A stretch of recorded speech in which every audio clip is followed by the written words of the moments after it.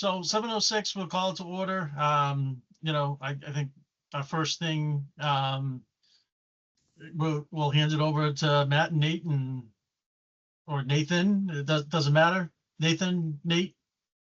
Yeah, whatever. Okay. Although Nate, if you just said something, I didn't hear it. Yeah, I think you're not muted, so I don't know if there's a. Nope. Nope. Saw the lips go, but didn't hear it.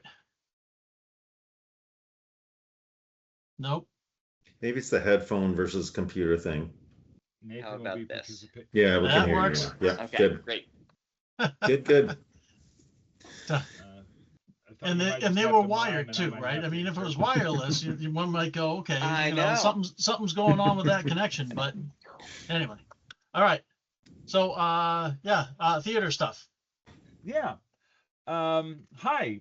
Thank you so much for including us in on this meeting. I'm glad it worked out this way, that the meeting was as early as it is in the month. I guess to just kind of give you a brief overview of what this project is. A little background is Jake over at Rushford and Sons contacted, I believe, Erica McGowan about this young playwright that he knew in Holliston. Yes, it's in Holliston. And introduced us to Nathan, and he sent us a copy of this script that is a kind of a Shakespearean-esque kind of play. It's really kind of a cool show, and I was planning on trying to do some sort of like Shakespeare by the Pond anyway for Midsummer, which would be the 20th, 21st of June. And then when this came across, I was like, ooh, this is a local playwright. It itches the Shakespeare scratch, or it scratches the Shakespeare itch. Strike that, reverse it. Yeah. And it's got a nice size cast, which would include a lot of people. So I was like, well, instead of making people memorize, let's try and put together a staged reading of the play, and try to do it at Kiwanis Beach on the longest day of the year. So it's still kind of light when it gets around 8 o'clock, which is when we'd be finishing up. It would be just a really cool kind of project. And then we met it was a couple weeks ago, yeah, or maybe 2-3 weeks ago, yeah. Nathan. I think 2 weeks. Yeah, and it was great. It was Nathan, myself, and Jen Rigdon, who is my theater co-pilot for 140. She works with MPAC. Or she's currently running MPAC, but it's I think MPAC and 140 might be kind of merging paths here in the next year or so, because Jen and I work really well together, and we're coming up with some fun projects. As far as we're really do you want me to go? I don't know how much detail you want me to go into. If you guys have any questions, I can turn it over to Nathan if he wants to you want to give a little background of the show, Sure. and just a little preface of it. Sure, absolutely. So the style of the show. So I've written for probably 10 years now. I've been writing and doing self-publishing, and it's been a great opportunity to connect with different people and communities. And I do young adult literature, some adult, and this past couple of years I've gotten really into children's literature, which has been super fun, and like a whole nother group of people. So I love connecting with different creatives. And for this project, I about a year ago, I was working on an idea that was supposed to feel Shakespearean, because that kind of has a like a comfort food element to it, where it's, you know, you feel like, oh, I know this. This is Shakespearean, even though it's a new play. So it's kind of a period piece, but I tried not to go too period. It's, you know, it deals with a bunch of modern stuff, and the main thrust of it is that there's a character, she's pretending to be royalty, and the whole directionality of the story goes toward her trying to bring community together, because she finds herself in this very powerful position, kind of by accident, kind of on purpose, and she finds herself in a position of responsibility, and she's trying to bring people together, because it started out kind of fun, and now she's like, oh, I am having an impact. I have to follow through here. So there's a bunch of different characters that bring up all sorts of different topics, and I try to really balance different philosophies between the different characters, so it feels Shakespearean in that way, so that the audience really has to do a lot of thinking on their own. Yeah, so that's kind of the overall direction of the story. It's more complicated than that, but you know, community, come on. Yeah. All right. So That sounds if really you cool, if you don't yeah. mind, I'm gonna jump in and ask, and if there's something sitting in a mailbox for me somewhere that said, hey, here's the high level ThinkPad of what it is, I'm gonna just tell you that I haven't seen it. Not because you know, I was ignoring it. Just I run a travel soccer league, and the last couple of weeks has been chaos for me. So the feeler that I have is we're looking for a stage, or you know, an opportunity to you know, to kind of, you know, have a theater like amphitheater. I kind of wish we had an amphitheater, but you know, we have a pavilion of which, you know, can act as a stage, and we can put something on at the beach, and just allow for creative minds to come together and watch an entertaining show. Yeah, and that was kind of that's kind of the idea. I know I'm the drama director at Nipmuc High School, and they have some like risers and things that we could pull to use as like if we wanted to have some staging, like a little stage. Like honestly, I would love it if we just had honestly people on the ground and people sitting in, you know, on blankets, or you know, their chairs or whatever. I'd love to do it with the lake as the pond as the background. I mean, I'm actually, I can look out my window and see Pratt Pond right now. It's fantastic.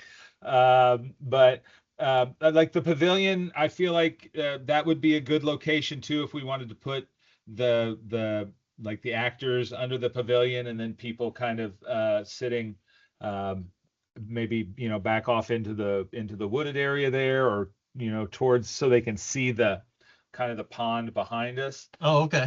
Like we'd have to go and actually like see kind of where to set things up. You know, Sure. maybe the pavilion is where we set up you know, some pipe and drape, and have it as that be the kind of the actor's place to go hang out, and then, you know, everything's out on the beach.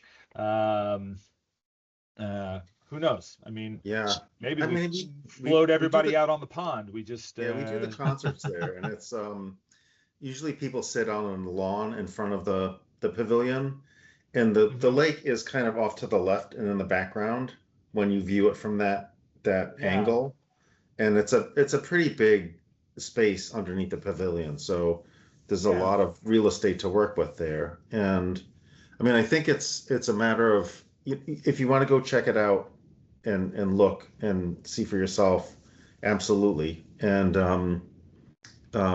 apart from that, I think it's just go into the town system to book the space is the next step. Okay. And that's pretty straightforward. And then if you would like we could advertise the event probably on the rec website, and you might want to advertise it through the community center calendar, et Right. cetera, et cetera, to get that going. But I mean, it sounds great, and I think it's a nice different kind of showing at the pavilion, and it's the same sort of time frame as we do the concerts. So the concerts are Wednesdays from 6 to 8. So if this is a different night, that's perfect, because the kids at Play lets out at 5 something, and then we have What the was the concerts date? after that.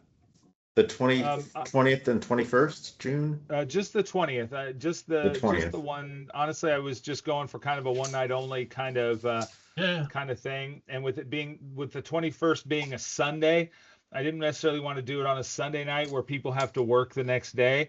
And the 20th would give us just as much light as it would on the 21st. Sure. So like the nights are still, or the day's still a pretty long one.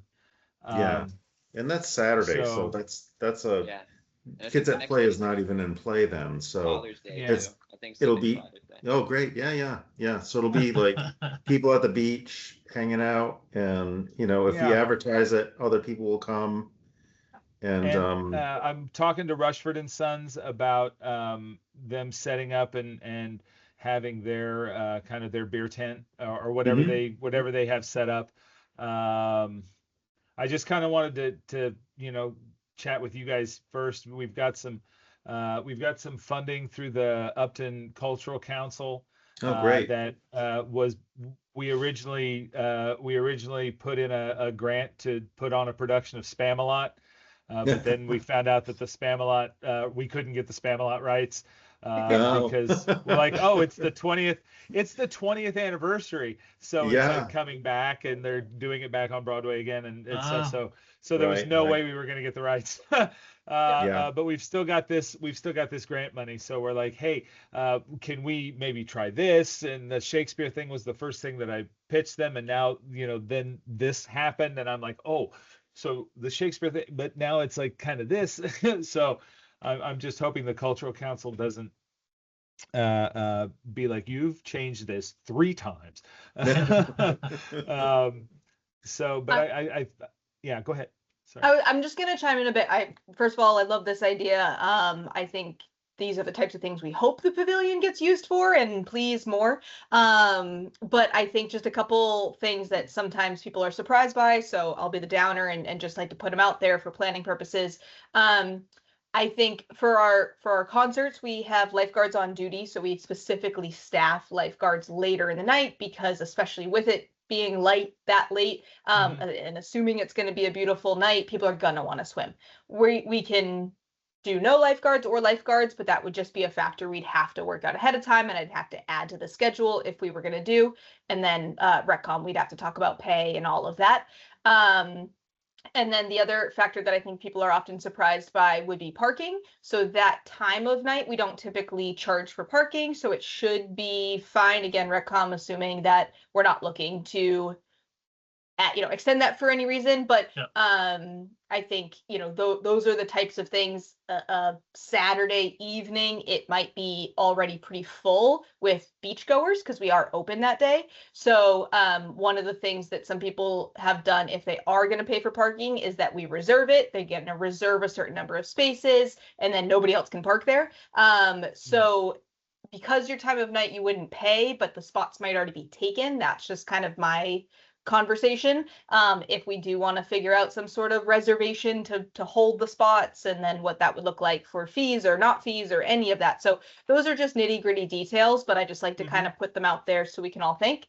On the lighter side, I think, Matt, if you and I want to pop down and walk around the space at any point, I think, like you said, pipe and drape to block off, you can kind of use the side of the building and even the back of the building as a staging area. I think this could be really, really cool. I don't know if there's even anything creative that could be used with like the woods. I know I've seen some Shakespeare in the Park kind of things that use the space pretty well. So I think we could do some really, really cool things. Doesn't have to all be this year. It could be we build and gain Yeah. traction. But yeah, just those two factors of lifeguards and parking and staffing kind of stuff we should just talk about. Yeah, and the other couple of things I was thinking about is with the parking situation, people can always park in the upper lot. There's an upper lot off of Cider Mill Road that has Yeah. quite a bit of thing. And then it's a bit of a walk down, but it's ADA accessible, etc. People can get down to the beach if Oh, parking is well, restricted It's, be careful with that, Chris, right? No, It's it's- ADA it's compliant to kind of- get to the Yeah. field, to the fields. Yeah. Yeah, Right. right. that upper field. Once you're at Yeah. that upper field, there's nothing ADA compliant about coming down Yeah. the access road. Yeah. And the other thing is if you do have Rushfords come, the other issue Hi. that people have had hey, the other issue that people have had is at the concerts especially is they go in, they buy a beer, and then it's like you have to stay in the tent area. Yeah, Like you in the beer can't go garden. to the beach area with Yeah. a beer or with wine or whatever they have. So just to keep that in mind, if you Okay. do have kind of your own advertisement of the event to let people know. Yeah. Okay. Yeah. Interesting. Yeah, and if and then if I were to bring in another element back in the COVID days, and I know this was prior to Maria and Chris being on the board, and yes, I guess I get to show my age, but we had events actually in the right field corner for concerts, and then like staged out separate like 10 by 10 grids thereafter. So that way everyone was compliant to the ordinance of, keeping everybody, 10 feet away from one another, right? So I'm just saying, depending on how that goes and how much room you really might need, that was another option where people were sitting in the outfield, kind of, watching in towards the corner, which would be the backside of that building. So just something else to keep in mind if you guys do a walkthrough and go, the pavilion area that might be tight, but there really isn't a lot of room with the beach and then where people would sit, and you may not find it logistically appropriate for maybe the space. So Right. I'm just throwing out other ideas there of saying, okay, we have done some other stuff by utilizing the outfield a little bit as well. I mean, I love the idea of using that field that's just right there by the pavilion. I Yeah. mean, that's a beautiful space, like it's nice, it's open, people can take their, I love the idea of it being like people bring, they bring a picnic or they bring, Yep. they bring their own refreshments. But I like having the, the Rushford and Sons there. I even thought, it might be fun to maybe have like a food truck or two, like just to see, but I don't know the first thing about booking food trucks.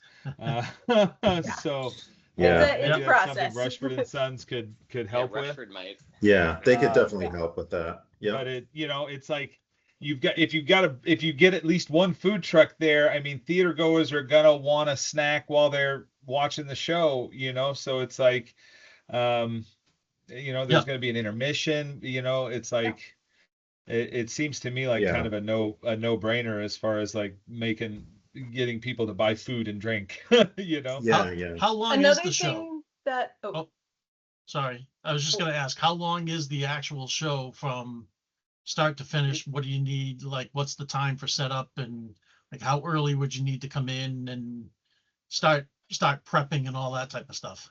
Yeah. I think the Ideally it show- would be a very like easy setup and like very minimal tech, things like that. Like it's going to be a staged reading, so people are going to have the scripts in their hands. Like we'll make it look nice. There'll be a little bit of movement, but not too much. We might play around with some levels, so it would be something that maybe might take 45 minutes to set up. Right. The show itself between 90 and Probably. 120 I bet minutes. it's like an hour and a half. Yeah. Yeah. I would. All right. That'd be my Perfect. guess. That's So good. two Somewhere around the hours. 90-minute mark. Okay. 2 hours if you put in a nice long intermission and know that you're gonna probably start late, because when does stuff like this ever start on time? Yeah. So yeah, I would say all in all, I would say probably about 3.5 hours, with setup and tear down. Yep. And everything. I think would be kind of the ideal thing. Yeah. Okay. I love the idea too of you guys had mentioned the trees, and there are a couple scenes that are like in the woods. So Nice. when Yeah. when you guys are checking out the space, and maybe just keeping in mind there are some like woodland scenes. Yeah. in Yep. there. Yeah. Well, Nathan, if we can figure out a time for you and I to go over there, like if you want to, Sure. you can Yep. park at my house and we can walk over. It's Yeah. if we cut Sounds through the awesome. cemetery, it takes about 20 minutes off the walk. Oh, there you go. Ooh, risky. Right. Risky. But you Yeah. got to know how to swim. Yeah. Yeah, if you go straight, it's even shorter. You just go straight through. There's the thing, and you just go right. You just go straight. It Bring would have my been kayak. easier about a month ago, when it was frozen and you could just like literally. Yeah. Walk across the lake. Yeah. Well, just bring your Moses stick, part the water, go through. Yep. Two other, again, detail things, but because, it sounds kind of far away, but it's actually only 2.5, months away that we're talking about Right. here.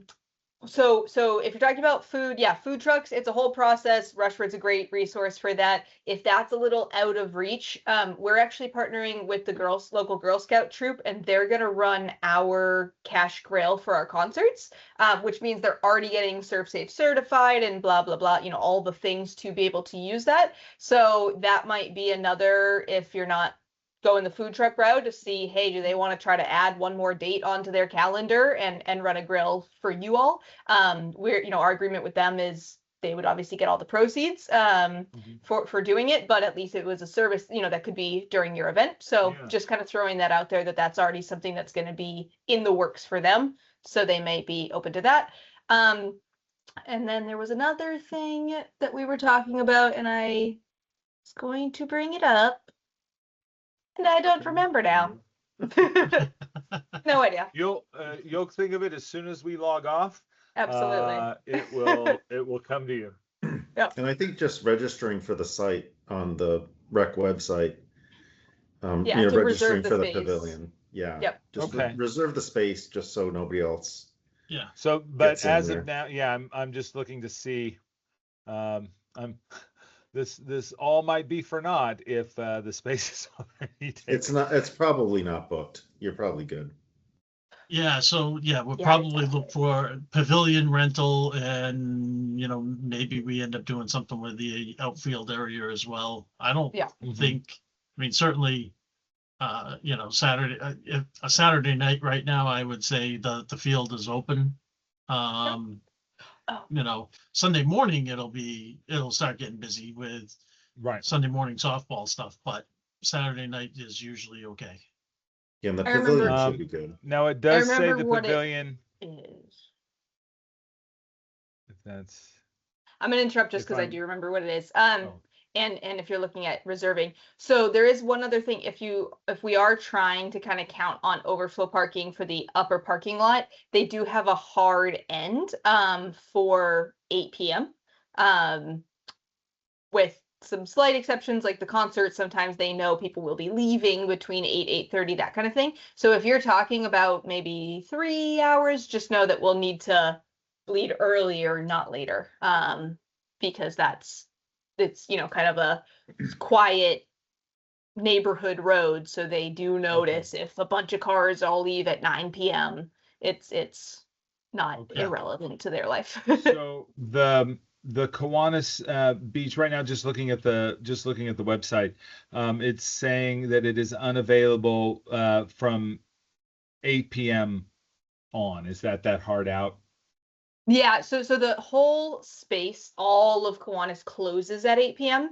Okay. When we do have a special event that ends at 8, we just let the police know, hey, don't lock the gates until the last car has left, because they Okay. understand that the event ends at 8, and then people should be, leaving in a relatively timely manner. But again, if you're talking about, intermission, and then if people are probably going to want to chat after and that thing, really, the lower parking lot isn't a huge deal. Although, like I said, a Saturday, might fill up quickly for just Okay. people wanting to go to the beach on a Saturday. So we'll have to figure out reserving spots and what that all looks like. But again, if you're looking to use the upper parking lot, that's where they have much stronger feelings about cars remaining there and then leaving and all of that much later than 8. Okay. So if I'm gonna go on as soon as we're done here. I'm gonna go on. I'm gonna create my account. I'm gonna reserve apply to reserve the space. Do we need to then touch base like possibly sometime in May to chat like logistics about like parking and things like that? Like what kind of the I guess is there anything that the parks department would handle, or is it like I'll just need like a list of things I'll need to do? Yeah, I think whenever I talk to people about events or special situations or whatever, I would say basically almost like a business plan. I know this isn't a business, but that kind of thing. So saying kind of like Rick was describing, something in writing. So one pager of here's the event, here's how long, here's how many people we're thinking of, here are our tech needs, here are our facility needs, blah blah blah. Basically, it's everything we talked about tonight. That's one of the reasons why I wanted to kind of ping you on some of the other factors. Lifeguards, question mark, parking. We're trying to figure out like all those details. If you kind of send over that once over of the full event, then we can take it and go around to the relevant, talk to the police, talk to the whatever, and see what the various steps that need to be checked off are. Yeah. Okay.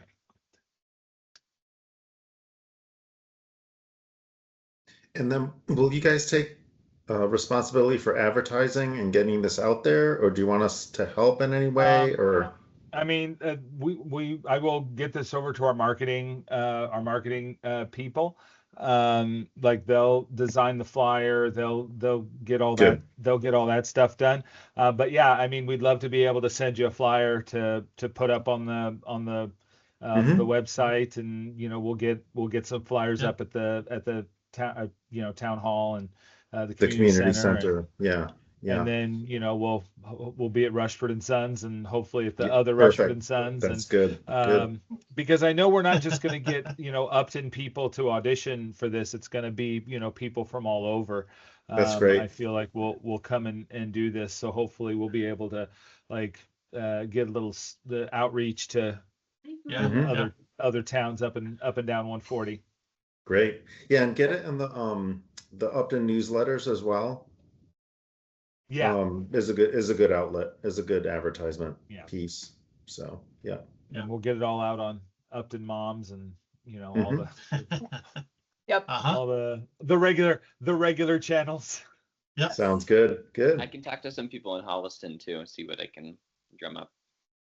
Cool. Great. And then separate from this project, just real quick, I don't want to take up a great amount of your time, but I know that we've Maria and I have chatted about like a teen program, like a theater program, and we're actually getting ready to start a pilot program this summer.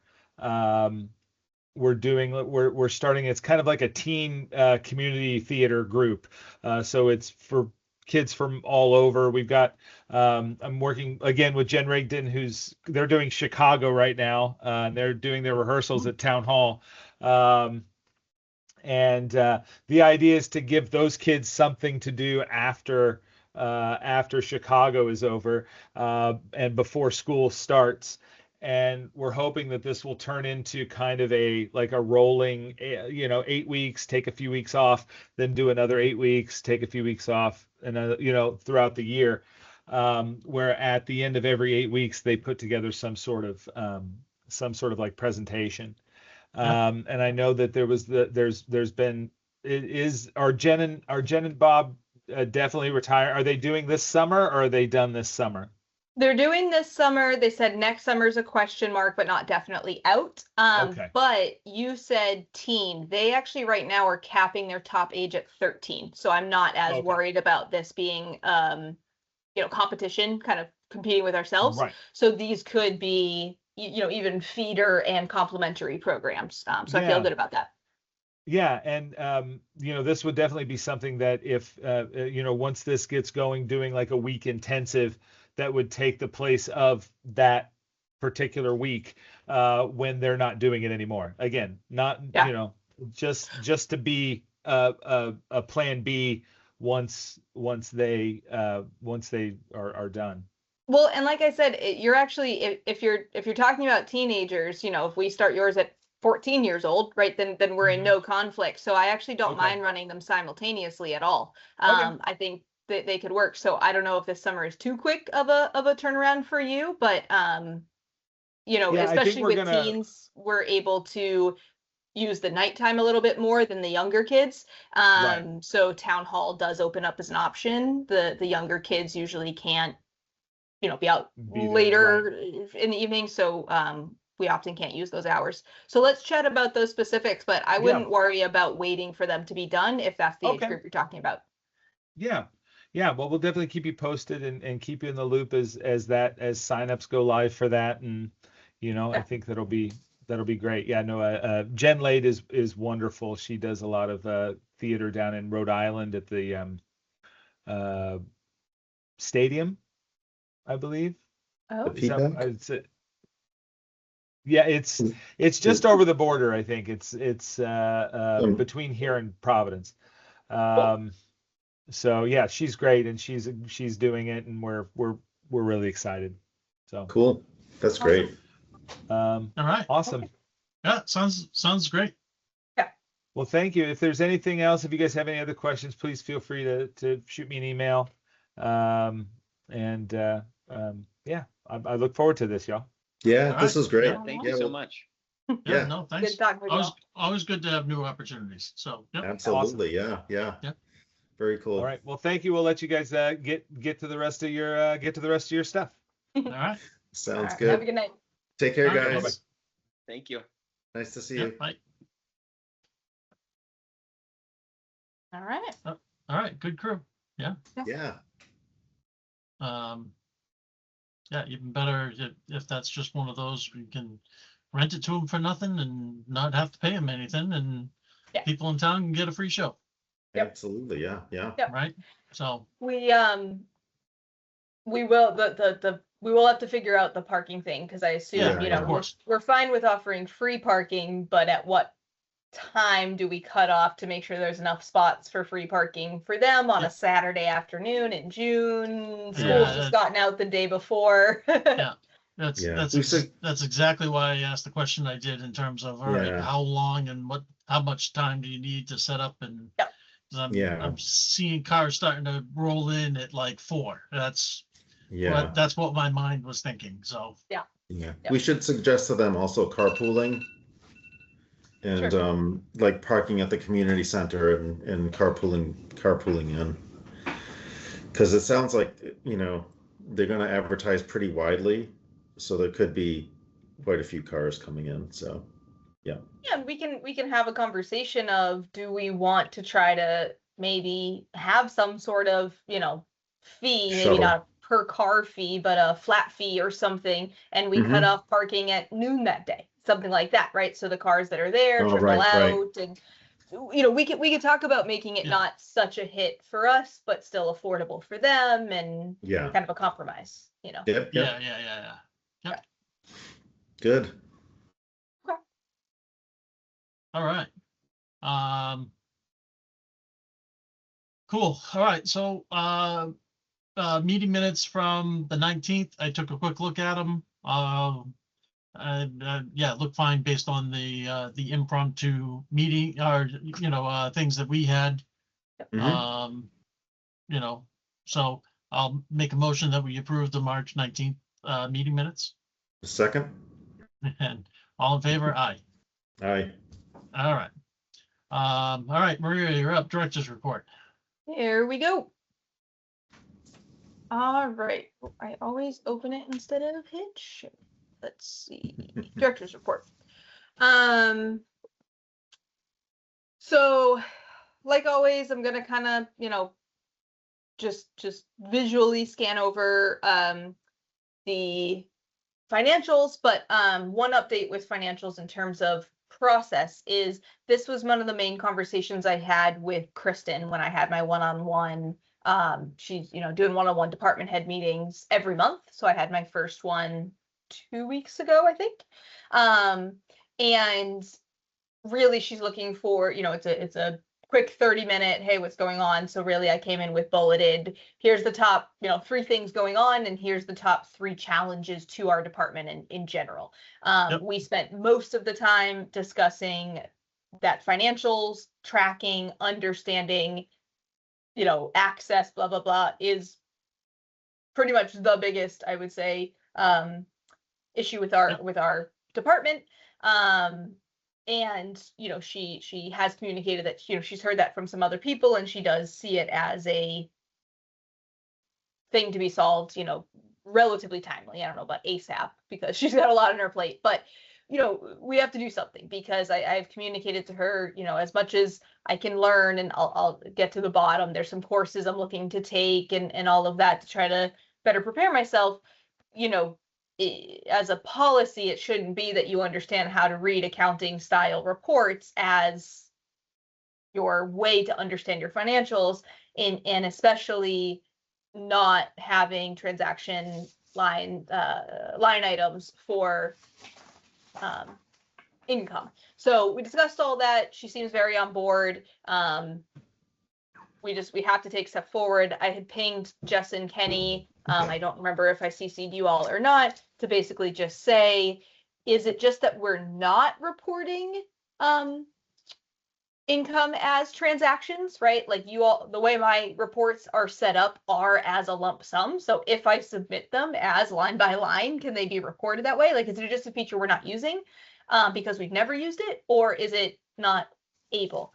So I never heard back. Okay. But I'm gonna push again on that one. It was, I know a lot of it was before Kristen had started, and they're trying to do budgets and all of that. So now that not things have calmed down, but at least there is a town manager, and maybe things have taken a few steps forward, I'm going to kind of loop back in there, because every meeting I say, Yeah. I don't really know. We say, yeah, I don't really know. And we move forward. Yeah, no, I get it. Right. Yeah. And we're going to get to a window very shortly where it's going to be, yep, it's, the certain pieces aren't posted yet, and we're going to go into a black hole for a while while the fiscal year gets closed out. Right. Yep. And that isn't necessarily a good thing either, because then we really don't know exactly where we end up standing. So, Right. it's, And that's been communicated to her. I have my next one, scheduled, and we'll kind of continue that conversation. But she knows that, with the nature of the timeline of our department, we can't do anything about changing the timeline. We can't, all of a sudden say, hey, can you track us on a calendar year so that we can have a little bit more of a natural, cut expenses if we didn't have as much coming in that day or that year. It doesn't work. So being able to track it closer is just, we can't cross our fingers and hope. It's what we've done for years, and it has to change. Okay. Yep. So that's my financial update. And again, I sent over so you have the numbers in front of you. So for actual topics, so I met with MyRec on a pretty extensive meeting about still trying to have a better credit card reader portal, physical device, mainly for the gatehouse, but obviously if there's any other needs, it would work for anywhere. But I know when I had this meeting last time, we really realized that it would switch us over into a new pay model that they were kind of introducing at the time. Yep. And it would force us into that one, which was a higher percentage than what we were charging per credit card transaction. Plus there's a flat fee of the actual device, and so on and so forth. So at the time I, went on Amazon and I got one of those little swipe readers for $20 or whatever. And we've used that a little bit. It hasn't worked great. Often the kids end up typing in credit cards, or we have them check out online even though they've showed up in person. We kind of have muddled by, but it's not great. We want it to be better. It's one of the main comments from all returning gatekeepers when in interviews, when we say what can we do to improve the department, is they were like, man, it's got to be credit cards. I mean, we just have to have a better system. So re-upping that conversation, it was actually the perfect time, because in talking to MyRec, so to look at currently we are at a flex percentage of how much we're being charged per transaction per card, or per transaction. So the MyRec person, while we were on the call, I was talking to somebody else, she kind of quickly ran last month's average. I know it was quite low in terms of number of transactions because it wasn't the January hit. We're not in summer yet, so it might not be a perfect average, but she looked briefly, and we were spending about 2.4% if you look at all the various credit card fees. Their new model is 3%. So it would be up from what we're currently doing. But she said that the banks are leaning towards actually discontinuing the magnetic strips on cards anyway in the next year or two. So new cards that are issued won't actually even include it. And they are cracking down on regulations where if you are ever going to type in, let's say just type in a credit card number, you're going to have to be required to add a full address, a full name, all the other kind of information that you and I always do if we fill out a form online.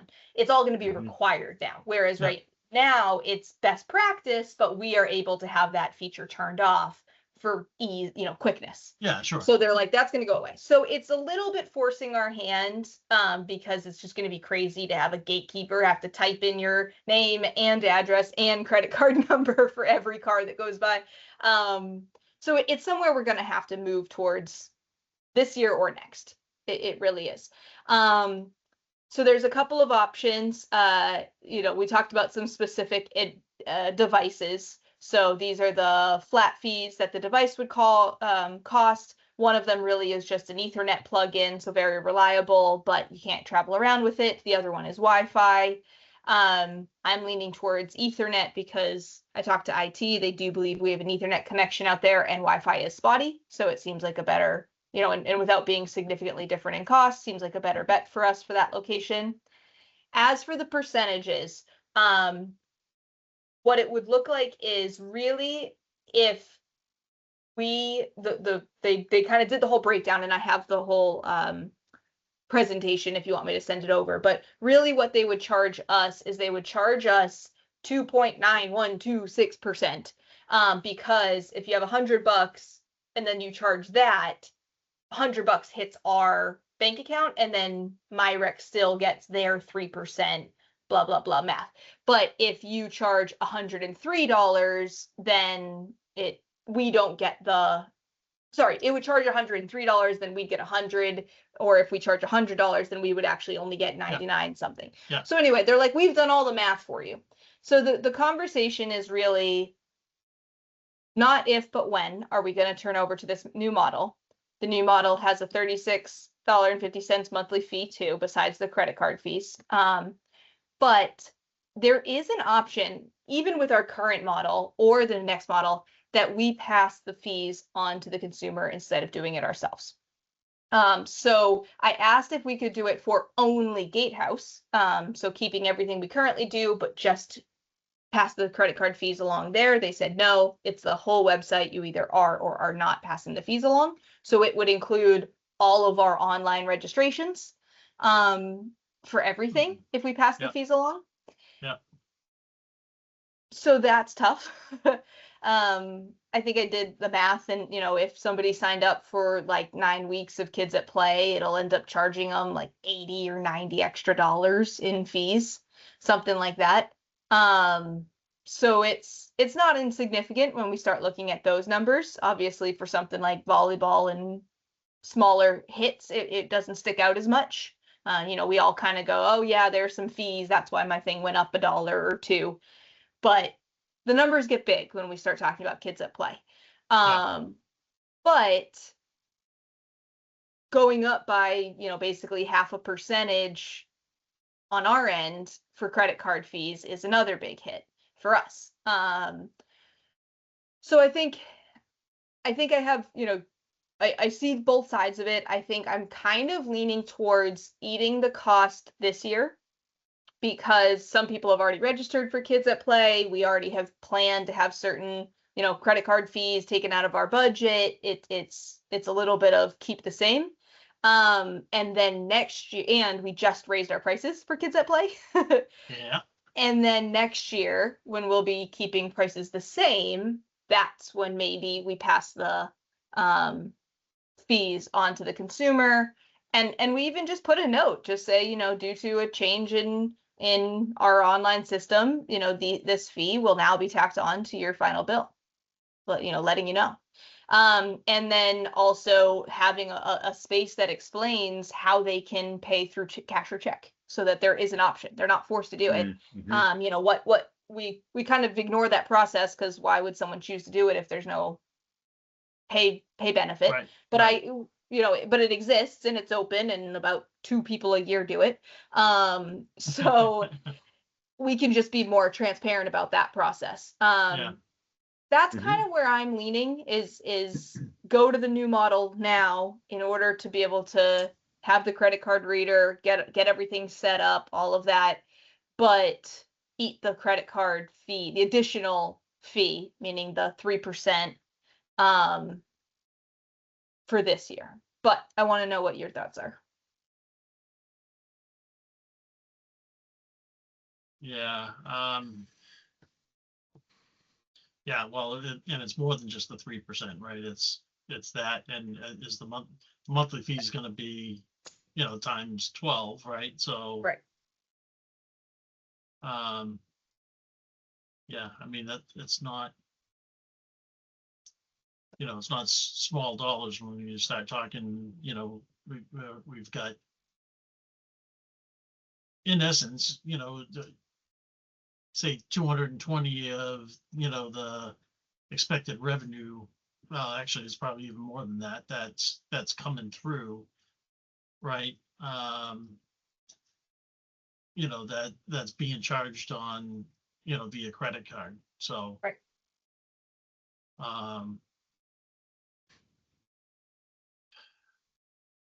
Yeah, I mean, and there's the, setup cost. They did say, I have it down here, but they did say there is, she seemed very tentative, but she's like, there is a possibility I could maybe talk to some of the vendors. Is there, a model that could be on loan somewhere, just to kind of get you all up and going, because I know you're already in the middle of the budget year, you can't do anything about this year's budget kind of thing. So there's a little bit of alleviate the cost there. But really, Yeah. we're talking about, 470 plus 440 plus a 0.5% per transaction bump. Not nothing.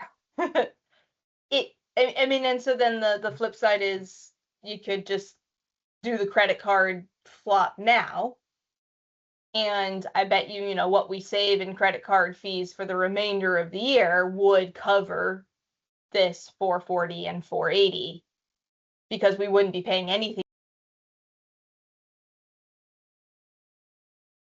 No, So. no, it's just, I guess I'm just thinking in terms of, yeah, I mean, that 380, and then, there's probably another $7,500 to $8,000 in percentage, right? And that's a pretty large number to eat the cost on. Yeah. And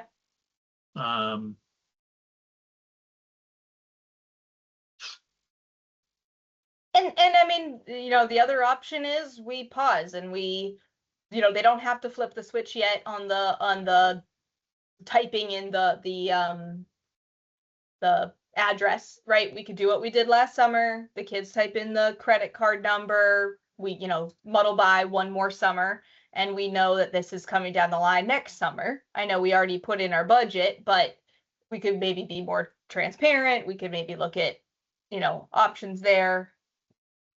Yeah, because I mean, that's I mean, I know we've got credit card fees that have been growing, right? Right. In my mind, this makes that number go higher. Right. But does it? So, let's see. I guess the question I'm going to ask is, and I don't know if you know this off the top of your head. I don't know what it is off the top of my head, but I might. No, I actually might still have it right here. Credit card fees that we had. So credit card fees that we were expecting in terms of our fiscal year 26, but now our fiscal year 27 budget, we put in $7,500.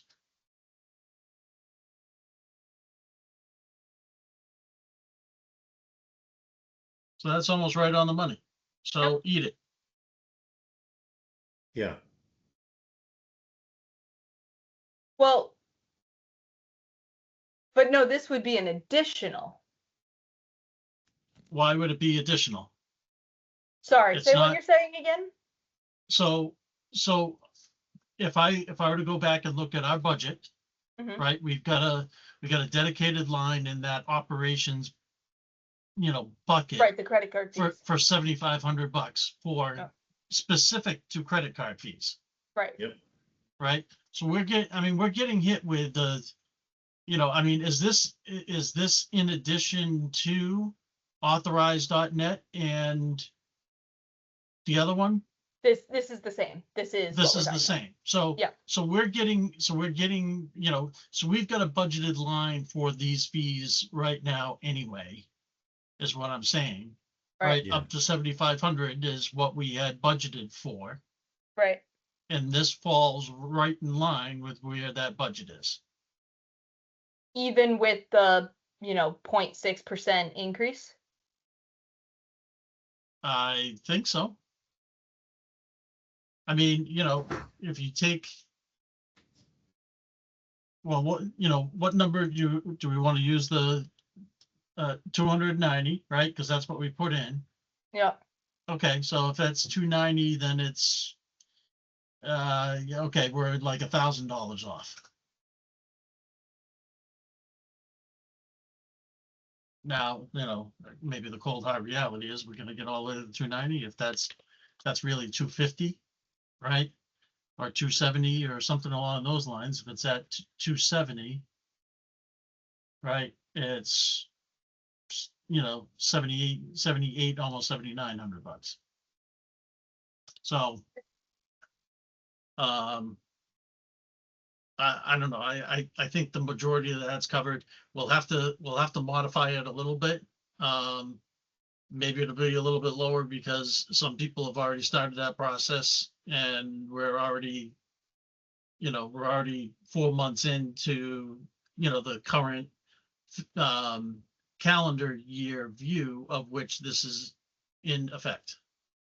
Yeah. Mm-hmm. Okay. So So eat it this year. Talk about what to do next year. yeah. I mean, we eat it this year. It's budgeted.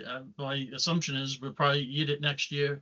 We'll probably continue to eat it because we'll have to adjust that number a little bit more. But I think it's in line with some of those increased costs that we know we have. I guess my question is, and I don't want to be on the side of it, but my question is this a place to alleviate, we're talking about how we have fixed expenses, there's certain ones that we can't do anything about. Yep. Is this one area that we can do something about? Is this one area that we can be transparent, we can talk about other ways to pay in order to avoid this fee, but otherwise we can say, like, this is coming down the line. It's just a reality. And now we're taking $8,000 off of our rec revolving expense line. I'm just wondering one thing. I mean, I'm naive with a lot of this stuff, but like if I go to pay for something like my excise tax or anything through UniPay, Unibank has a thing. Yep. I have an option of paying by credit card, which is a high fee, versus paying directly through my checking account, which is 50 cents. And Yep. it doesn't matter what the cost of the transaction is for the 50 cents piece. Yeah. So Yep. is there any way we can, maybe during this year for next year's thing is approach Unibank and figure out if we can do a Unipay thing? Because everybody in Massachusetts probably uses Unipay to pay for excise tax, real estate tax, water tax, water, all that stuff. I don't know if that's an option or not, but for this. No, it's a good conversation, and Sandy and I actually had the exact same conversation this morning, or after that meeting. I was chatting with her after our interview today, and currently the town website, that's what you're talking about, right, has that feature where use a different method of online payment. Right. As far as I know, MyRec, so our completely separate independent website that unfortunately does not talk to the town website at all, doesn't have alternative options for online pay. Oh, okay. So I can push them on, is this something coming down the line because we want to kind of match that timing with our decisions? I can question them on that. But and then Sandy said, well, can we just have them pay through the town website and then you sign them up? It's really a similar amount of work as if somebody hands in a check, right? Because I still have to take a payment over here, completely create a registration, pay for it, whatever. All that admin is still me connecting to things that aren't in one. I see. Okay. So Okay. it's not the end of the world if it, like I said, two people a year right now pay by check. Maybe I get one cash payment from volleyball every once in a while and we're fine. But if 100, 200, 300 of these, so it's if the website has that option and it's gonna launch in a year or two, then maybe we can kind of line up some of our conversations around matching with that, because then they do have an online option. So I can ask them. It's a good question, but currently there is not that option. Okay. Yeah. Is there an option to split that percentage? Interesting. I don't know. Right. I don't know. Yeah. That's a great question. 1.5 per type of thing, Anyway, we don't have to decide this second, but we in order to get a credit card reader up and running for this summer, we probably would need to, at the latest, pull the trigger by next meeting. But obviously earlier would be ideal. But Rick, if you think we're good to eat the cost and, cover the $470 to get up and running, and the 36.5, if you think we're good with that all this year, then I can just move forward. If we're not ready to make that decision, my gut's telling me that we move forward with that now, right? Yeah. Okay. I think so if I were to go back and look at some of the spend, we're higher than 2 years ago, but we're 10% under where we were this time last year. Okay. Right, in terms of the actual spend, right?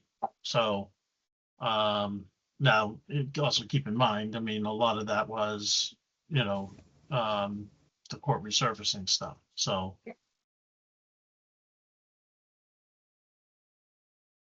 the 270, I don't know, I think we're tracking on it okay to the 270 number. So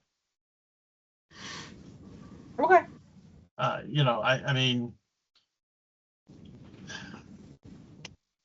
I do agree, probably going with the Ethernet based one. Maybe we just need a little bit of a longer cable that we can kind of handhold and extend a little bit, and maybe have a couple of them just in case there's an issue with one, they can switch over to another one, or someone leaves it hanging out the window, and drops the thing on the ground or Yeah. whatever, right? Who knows? But just one of those things. And that probably guarantees that they actually have a connection that would go through with some speed. Yeah. Yeah. There's one other, and I don't know. I think I actually might have accidentally. Oh, here it is. So before I realized that the credit card reader has to work with the BuyRec system, not any credit card reader. I went down, like I thought any credit card reader could just, pop in the information. I went down the rabbit hole of Square to kind of price that all out. And here I can actually share this. I just kind of broke it down pretty crudely, just what it would look like. So this was last year's numbers, and it's just number of transactions, how much that equaled. So what would the cost per swipe be, and then what the total would be if we went with Square. As far as I saw, there's no additional monthly fees. So this is, we're talking, it's 2.6 plus 10 cents per transaction. This is something that the only reason I'm bringing it up is it wouldn't talk to our portal, but it is its own independent point of sale program. So I'm curious if there's any for just Gatehouse, because it's already the only way we track income, really. That's not that's for parks. Right. Right? It's all of our parks income comes through the Gatehouse and no other place. So it's already kind of an independent report that we're running and income place that we're running. Is there any benefit to just saying we don't even need to tie it in? We're not trying to track how many registrations or who's there or get their allergies or their parent's phone number or any of that, right? All we need is just the raw data and the numbers to, the money to hit the bank account. So do we just maybe go this avenue and say, okay, well, this is cheaper. There's no startup cost. It's free. They send you one free, and then it's like $20 per additional one or something crazy like that. It would plug right into an iPad, which can just be charged and easy. We already own one. It's cheaper, and we don't need all that other data for it to tie into our website. It would be a completely different system, but does that matter? And I mean, I guess the point there being is, will Kenny be okay tying it into another system for a financial fee that goes to, that parks account? Yeah. Right. I mean, I think that's the question. If Kenny's okay with that, then this seems like it's a slightly cheaper alternative for Gatehouse usage. Yeah. That's kind of where I was leaning towards. And I'll be honest, I didn't write it in my notes, so I forgot I was going to bring this up until after we had our whole last conversation. I wish I had done it earlier, but yeah, okay, so maybe just ping Kenny, and then if he says no, we know that we're gonna say yes to the credit card reader. We're gonna say yes, we'll eat the cost and blah blah blah. And if he says yes, then I can get a little bit more information and double check that this does actually hit all of our criteria and boxes and everything. Yep. Yeah. Okay. Yeah. I mean, so we don't have to. Maybe there's a different infrastructure cost in order to get the reader and that type of stuff. However, it doesn't mean that the MyRec is going to change. That's still going to be the case. We just won't have the cost of a different reader and tie in to that reader down at the Gatehouse. Right. At the end of the day, there's still going to be that 2.126 or whatever it is number. Well, no, it's still going to be the variable because we're going to stay on the old model because the old model is still currently cheaper since we don't need to do any in-person credit card reading. Oh, okay. Um, Oh, okay. Yeah, even better. right, because everything's still through online, so people are putting in their address. So we would actually keep everything exactly the way it is now and just stop trying to use MyRec for the gatehouse. Yeah, okay. Even better. Yeah, right? Yeah. Like I said, I did all that work and then forgot about it. So Yeah, I was like, wait a minute, I had even another better. option. So if we can convince, I mean, then is it really even a convincing thing, or is it just one of those? We've got another data source for revenue coming through for gatehouse receipts. This is how it's being done. I assume, it's taken it. If we just say it's, we've got It's we've what got we're a better doing. rate going through trying to get it done through Cube than trying to get this whole thing through MyRec done. And, Yeah. it's gonna, in essence, it's gonna cost about an extra $2,000 a year, right? Because it's gonna impact everything versus just gatehouse transactions. That's $2,000 of expense that we don't need, that Yeah. the town doesn't need. Right. Yep. Right. So, Okay. Great. Okay. So I'll ask Kenny, I'll loop you all back in if either way, obviously. But yeah, just kind of letting him know that's the best option for us right now. And then I just need to do a little bit more double checking that there's no hidden fees. Everything says no hidden fees, but double checking and blah blah blah. Yeah. And testing it out. All right, moving forward. So hiring, our last set of interviews are this upcoming Monday. So it's the last of the returner interviews, and it's all of our director level interviews, with the exception we had one program director applicant, so we actually interviewed her today. And this is a recorded line, so I won't comment more on that, but we did interview her today. And but yeah, so the rest of the application, or the rest of the interviews, will finish up on Monday. We're actually looking like we have a really good crew. We have a decent number of returners. We have a ton of applicants for team leader. So, it's a lot of people who they believe they are ready for that level of responsibility. And we just, physically don't have enough team leader spots for all of them, which means we're going to have a good number of counselors that are of that level, returning, feeling like they're ready to really step up and take charge. And so even at the counselor level, it's good to see that we'll have that. So I'm feeling pretty positive about our staff this year. We do need to get a few more lifeguards to trickle in, but Sandy actually had a good idea. Maybe some of those higher level counselors or something, especially any new applicants that are a little bit less proven but seem like they be a little bit older or have some responsibility or something. Maybe just say, hey, I'm not able to offer you a team leader position right now, but instead of just straight counselor, would you consider shifting over to lifeguard? So I might cherry pick a few to see if they're interested in that. But otherwise, we're not bad. I think we're at 10 lifeguards comfortably right now. And so if we Okay. can just get yes. 2, So 3.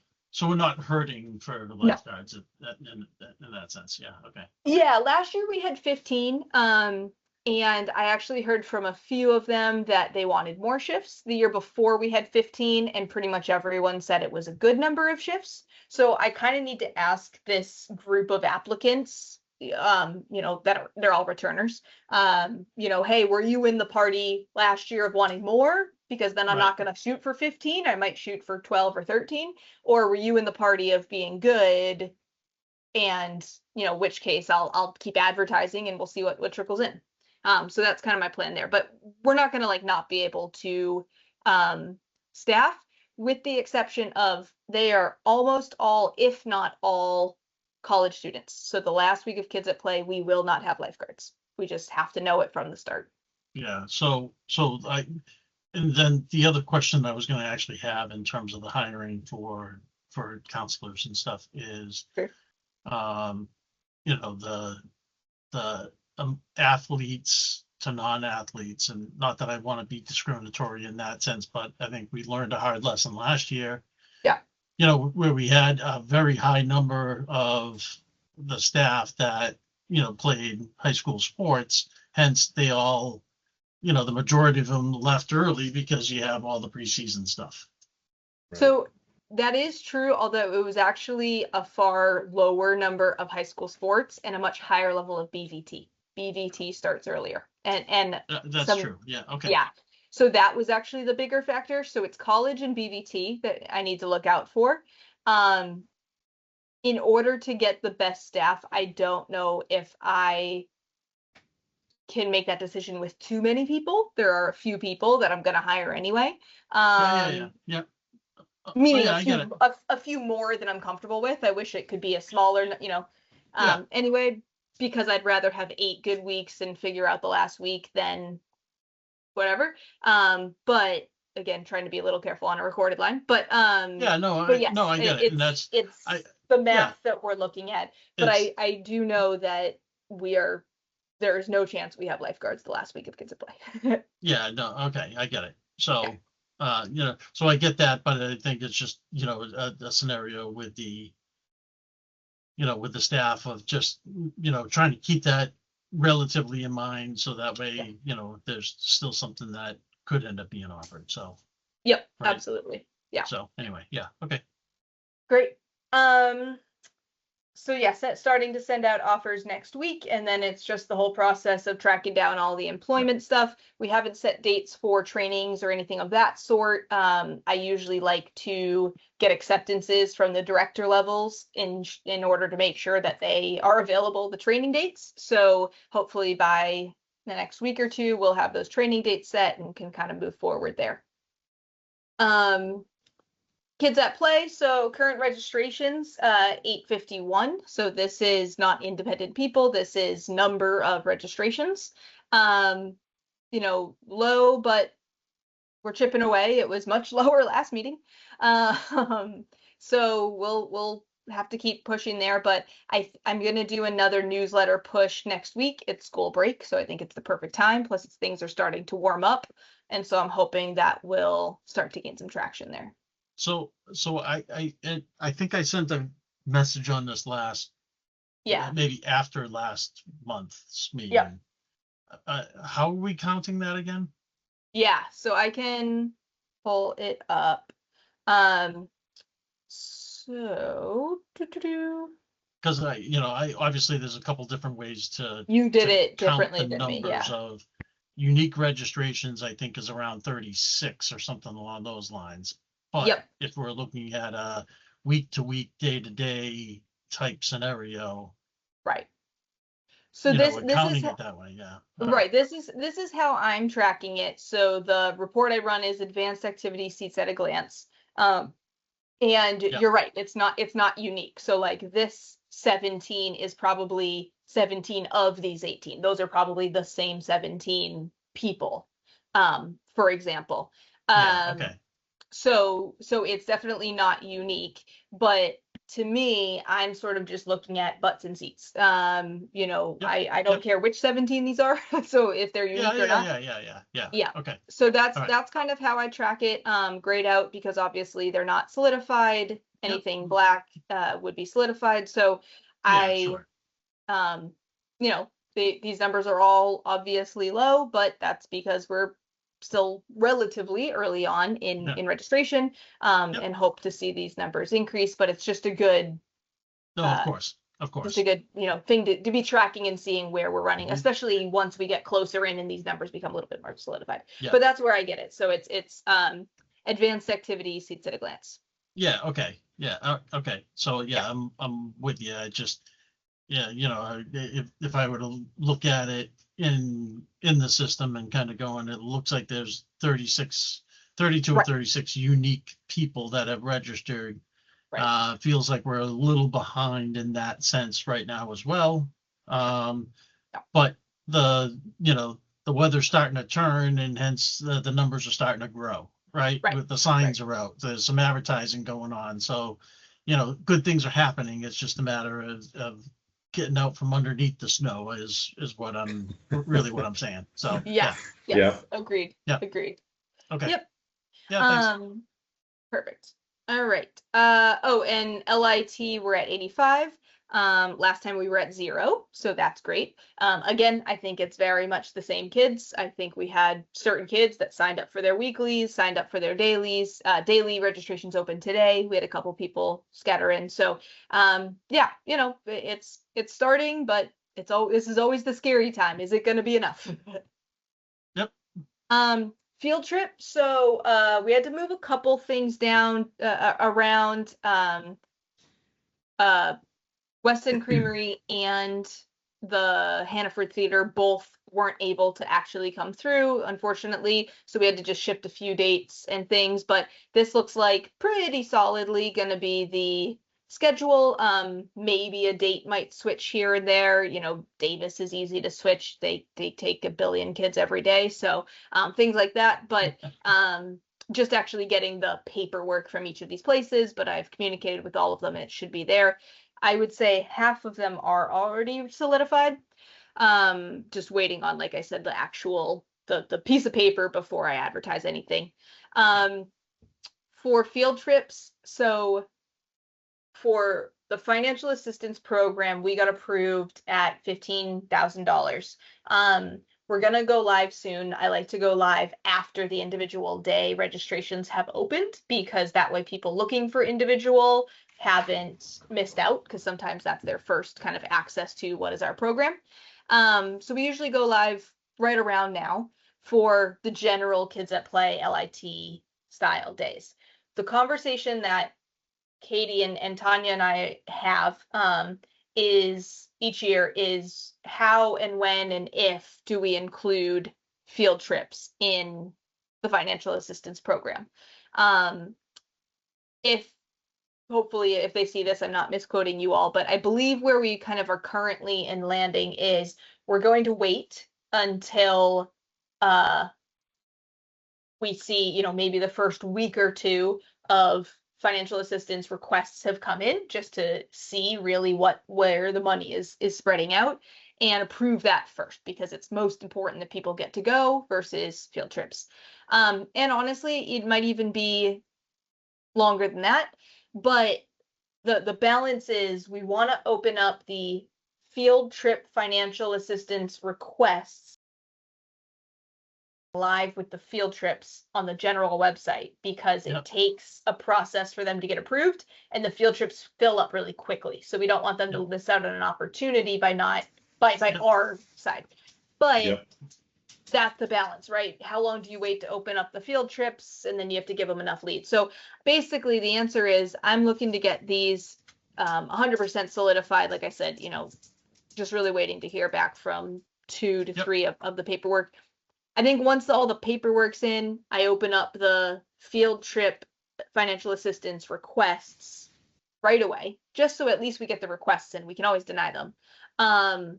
See what that looks like, and then maybe wait 1 week and let Katie do its thing, that kind of thing, and then go live, just to kind of balance. So anyway, we're looking at probably opening up field trips next few weeks.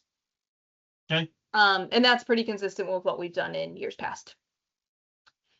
Concert update. So Girl Scouts are still very much, coming through with wanting to run the grill. They're looking to do it all night. They have been asking great questions about certifications. They've been working with Board of Health, doing all the steps. So we're good to go, running smooth there. I will still need to be on site, which was always my plan, but just that is true. And that was the only thing that was one of the factors where we were trying to decide, if I wake up sick that day or something happens, that was a little bit of this, but at least I'm not trying to physically cook food. If I'm sick in the office, I'm still technically legally there, and that's fine. And that's, Chris, we did that 1 or 2 nights last year. I could potentially fill in too. Yep. Well, it's because I have the certification.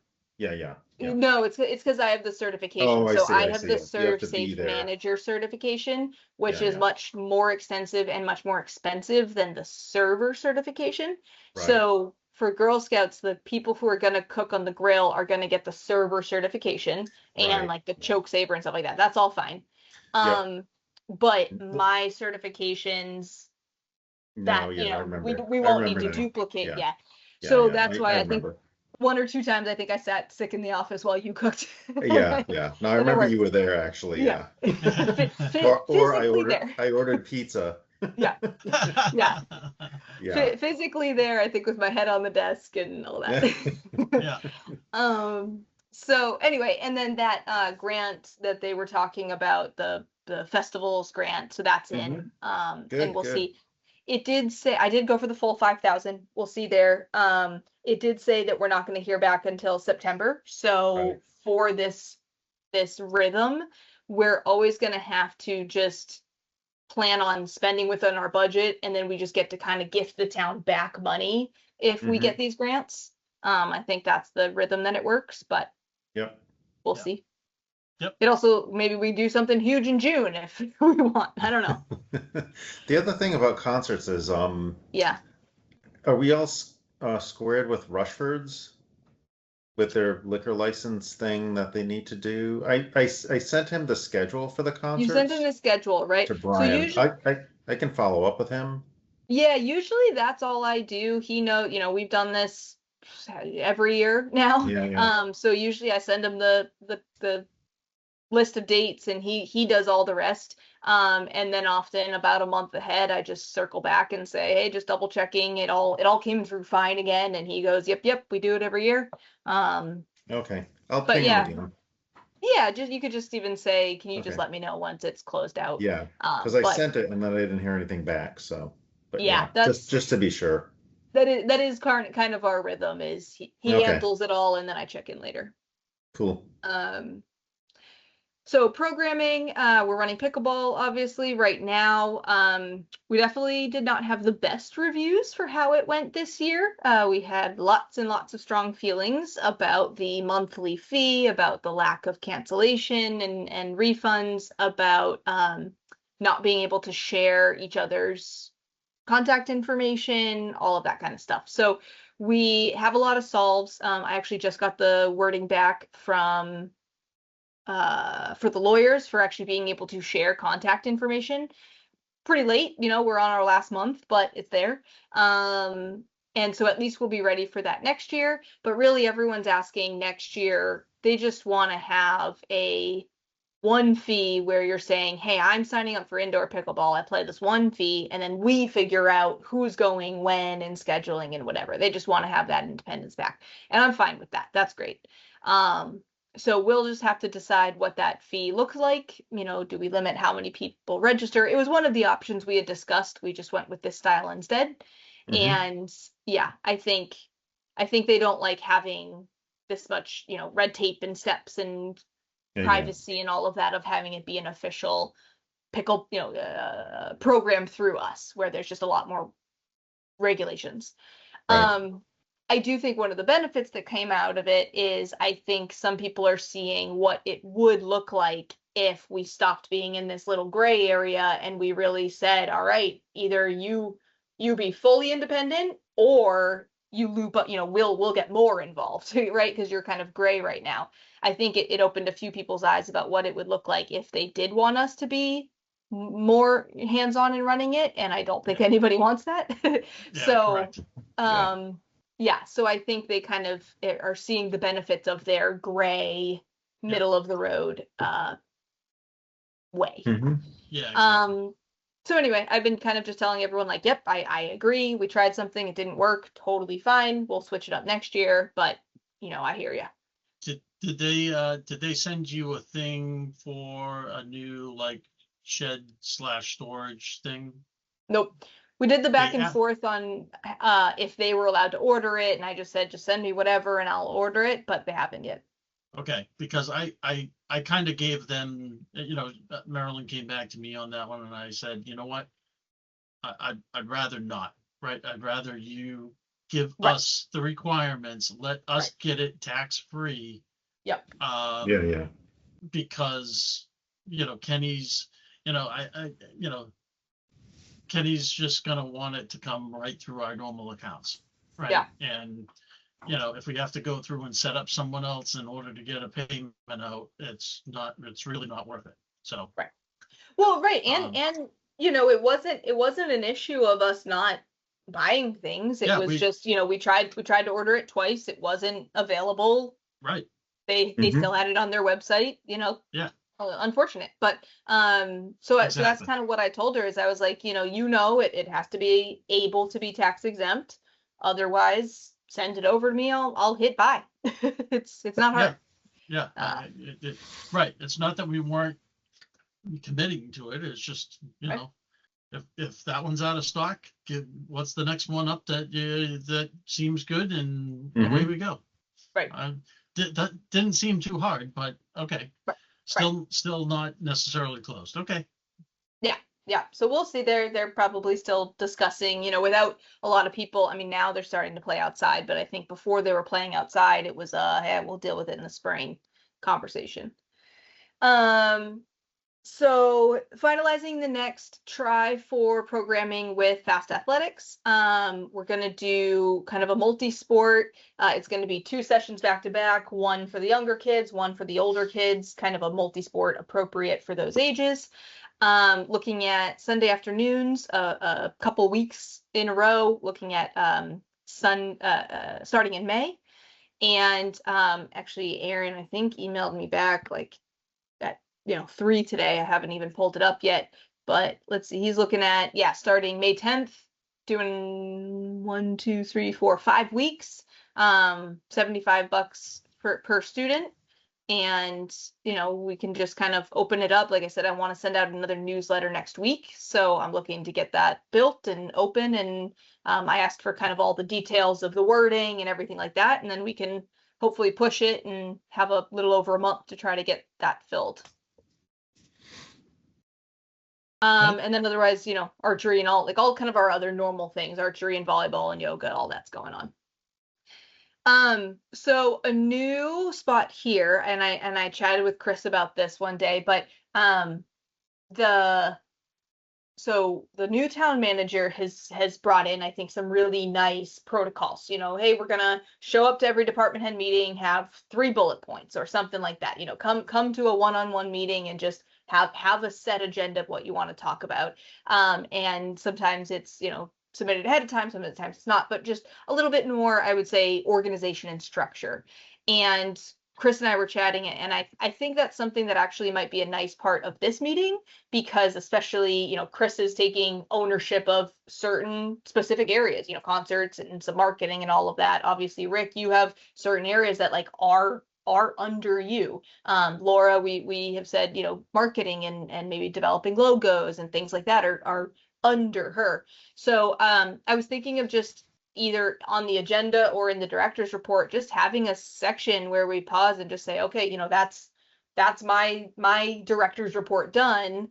Or, you know, Rick, your updates, Chris, your updates, Laura, your updates.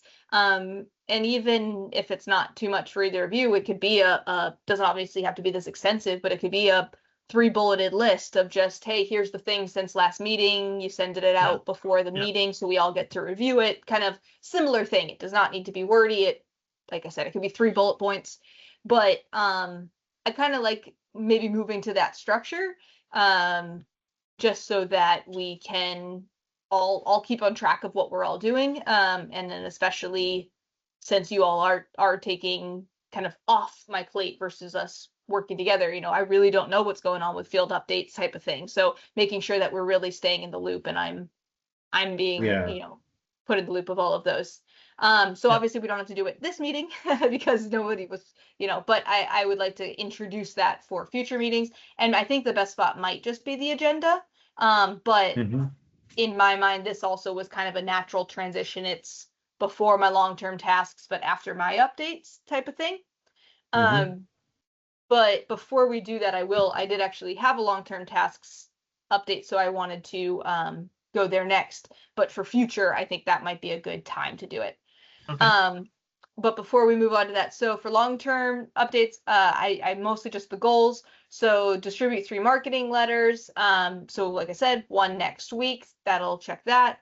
I still keep this highlighted because this was the goal that I said I I don't really know if that is what, I don't really know what, if that's still a relevant goal for this year. We were put so much on pause with the town manager, and it just doesn't really seem in line with what the plans are this year anymore. So maybe looking to swap that out for something.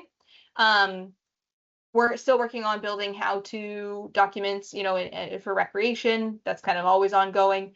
But this was the main one I wanted to chat about. So 2 professional development events. I wasn't able to attend the conference, just childcare and stuff that just doesn't work out this year in our life. But these are all free online, you know, 1 to 4 week courses. You do them at your own pace. A lot of them, they said it would take, you know, 4 hours, 6 hours, 10 hours. So these were more of the 1 week style.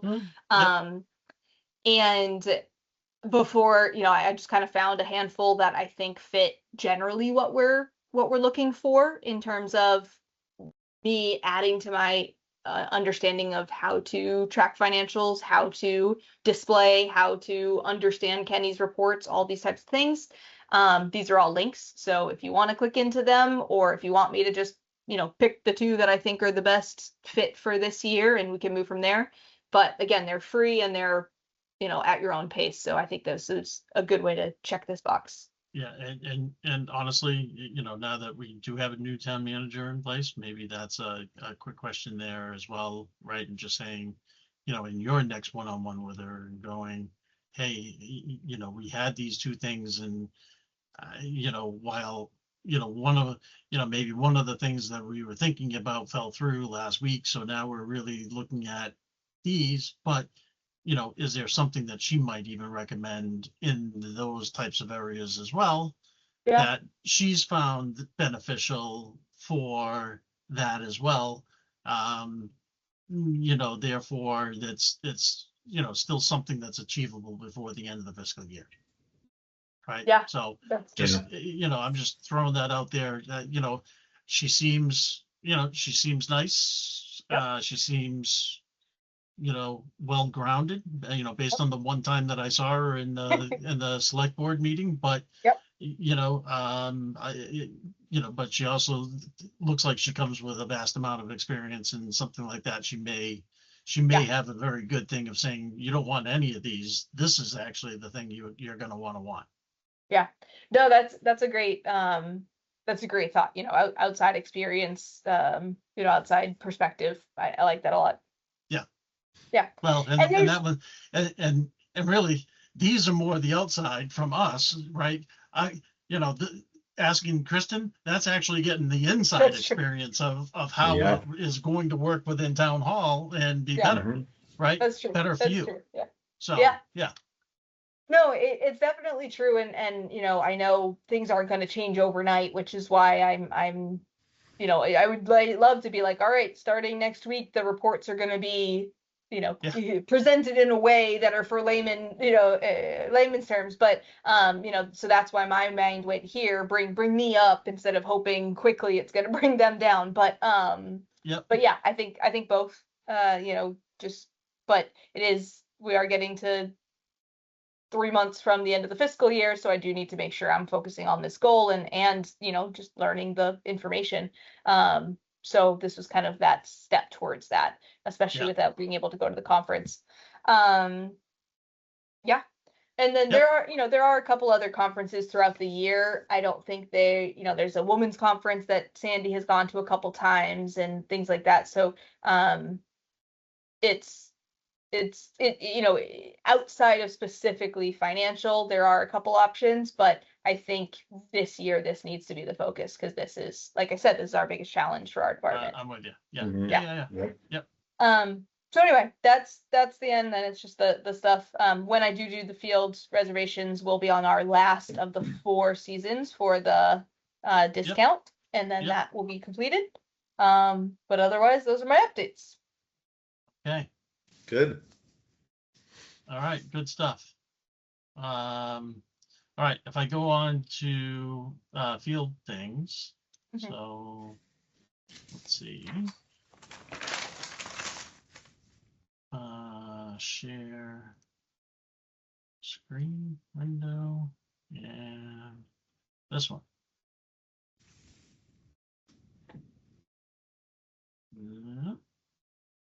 Where'd you go? Here. Okay. All right. So, right now I'm going under the premise that Memorial School is probably going to be offline. I'm not seeing anything, Rick. Because yeah, Yeah. it's all gray. I feel like it's not like loading. Yeah. Oh. Okay, hold on. Let's see.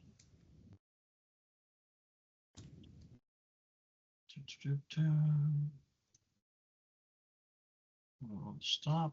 We're gonna throw it back over here. We'll go over to a different window and see if it likes this one.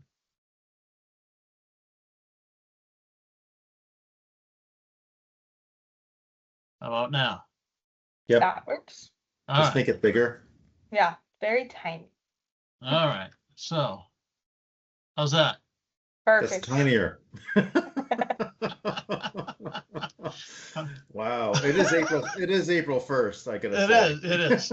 It is. So, so I'm gonna come down here real quick. So I'm going under the premise that Memorial School is gonna be closed.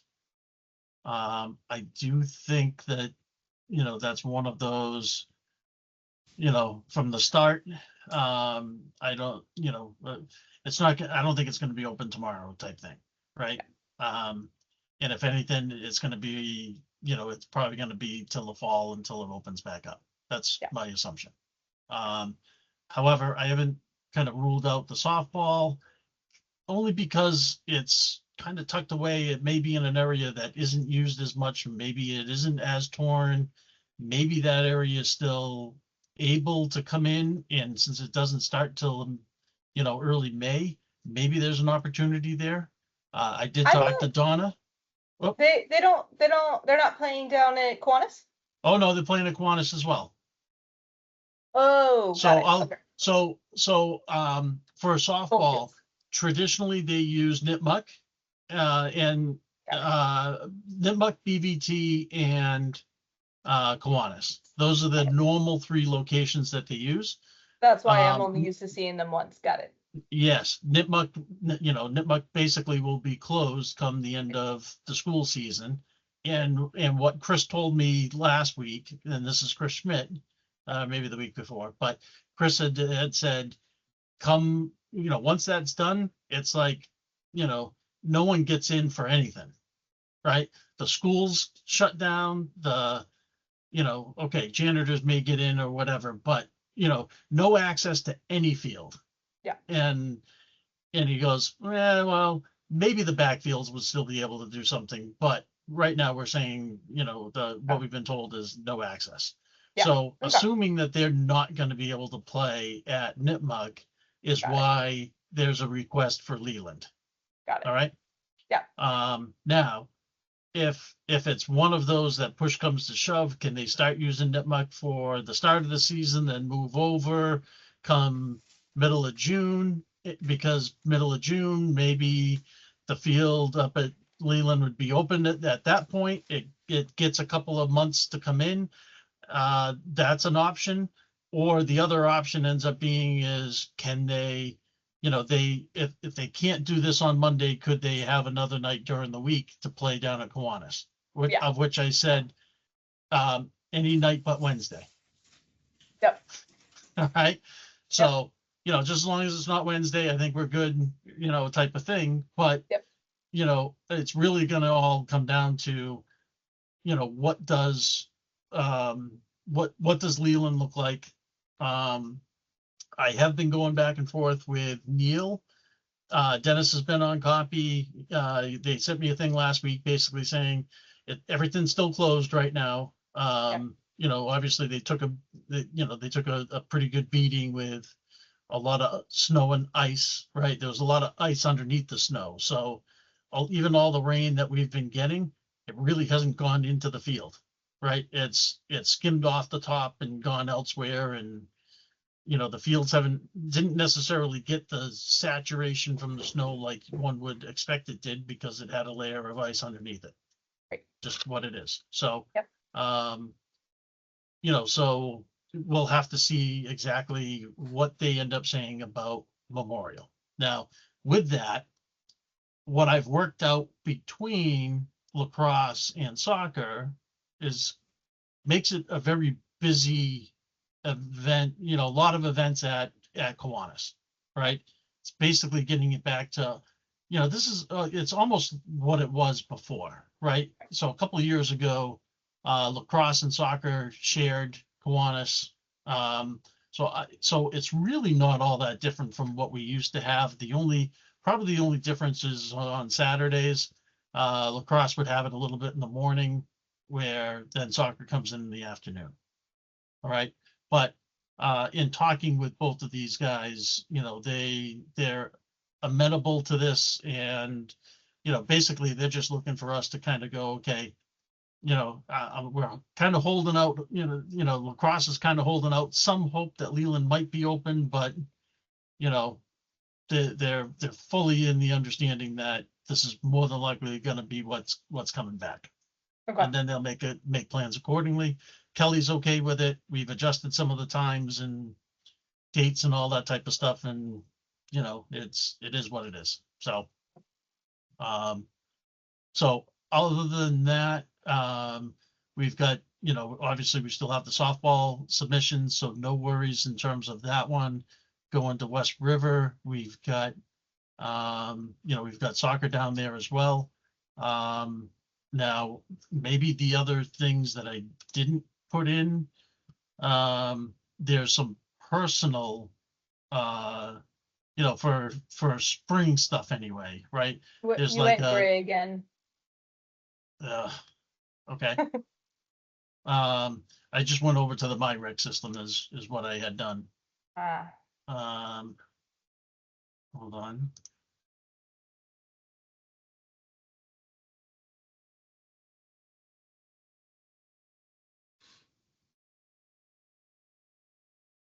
All right, how about now? Perfect. Good. All right.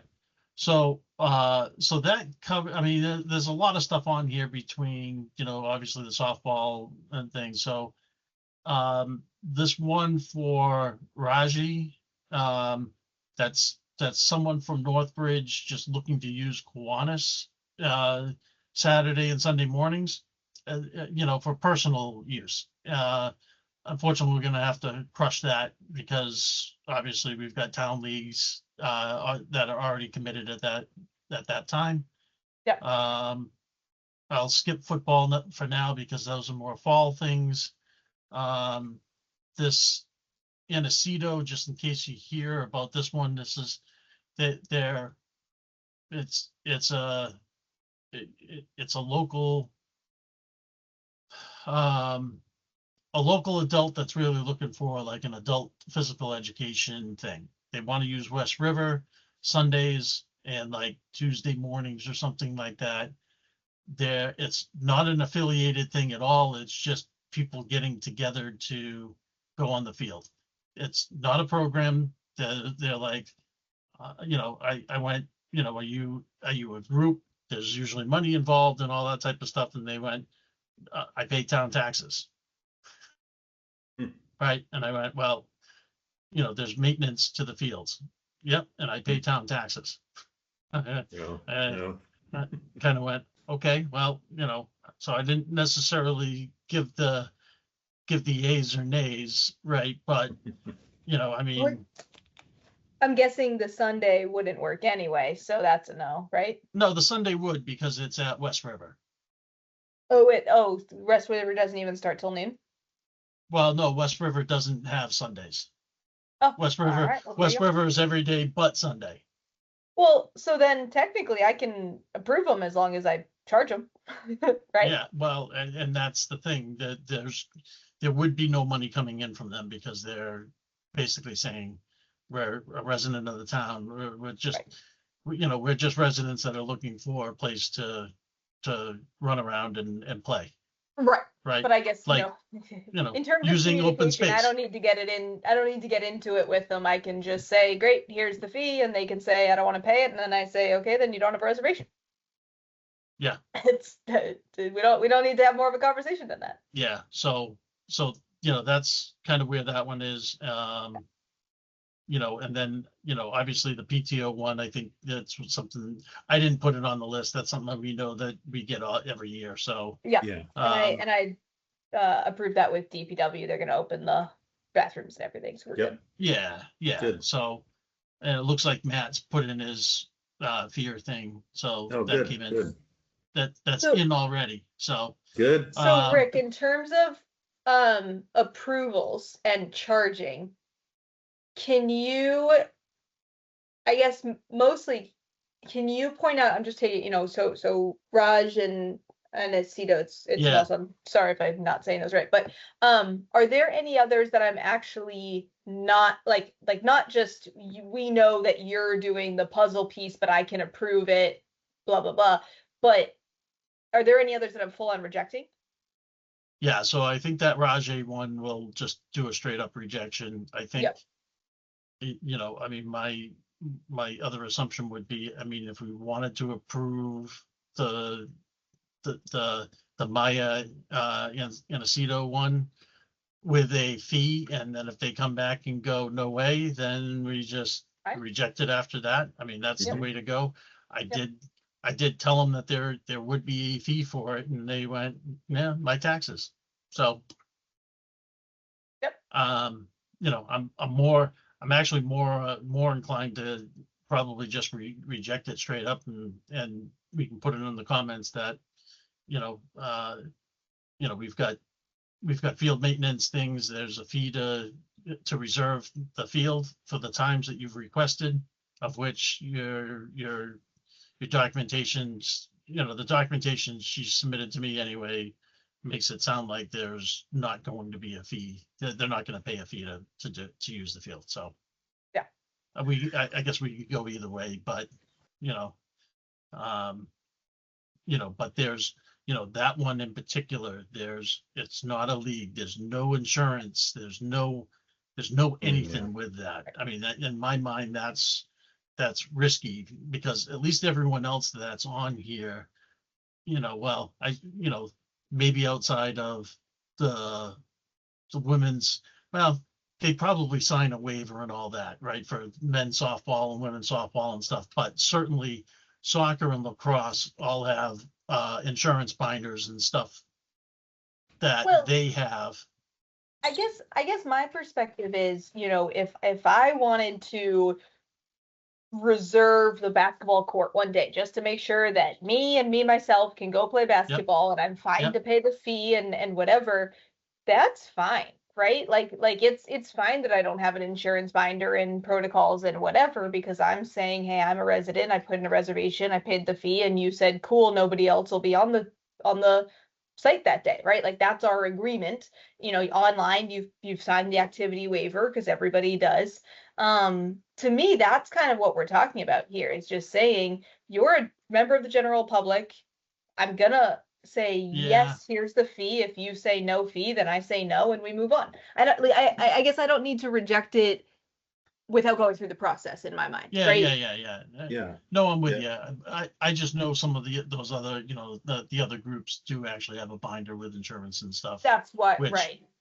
Which technically we should probably be making sure that we have on file somewhere, in case, that might be another quick question to Kristen, whether or not she wants to make sure that is actively handy, that something comes up on a whim, she can call you and you can send a copy to her without us having to chase them down to get one.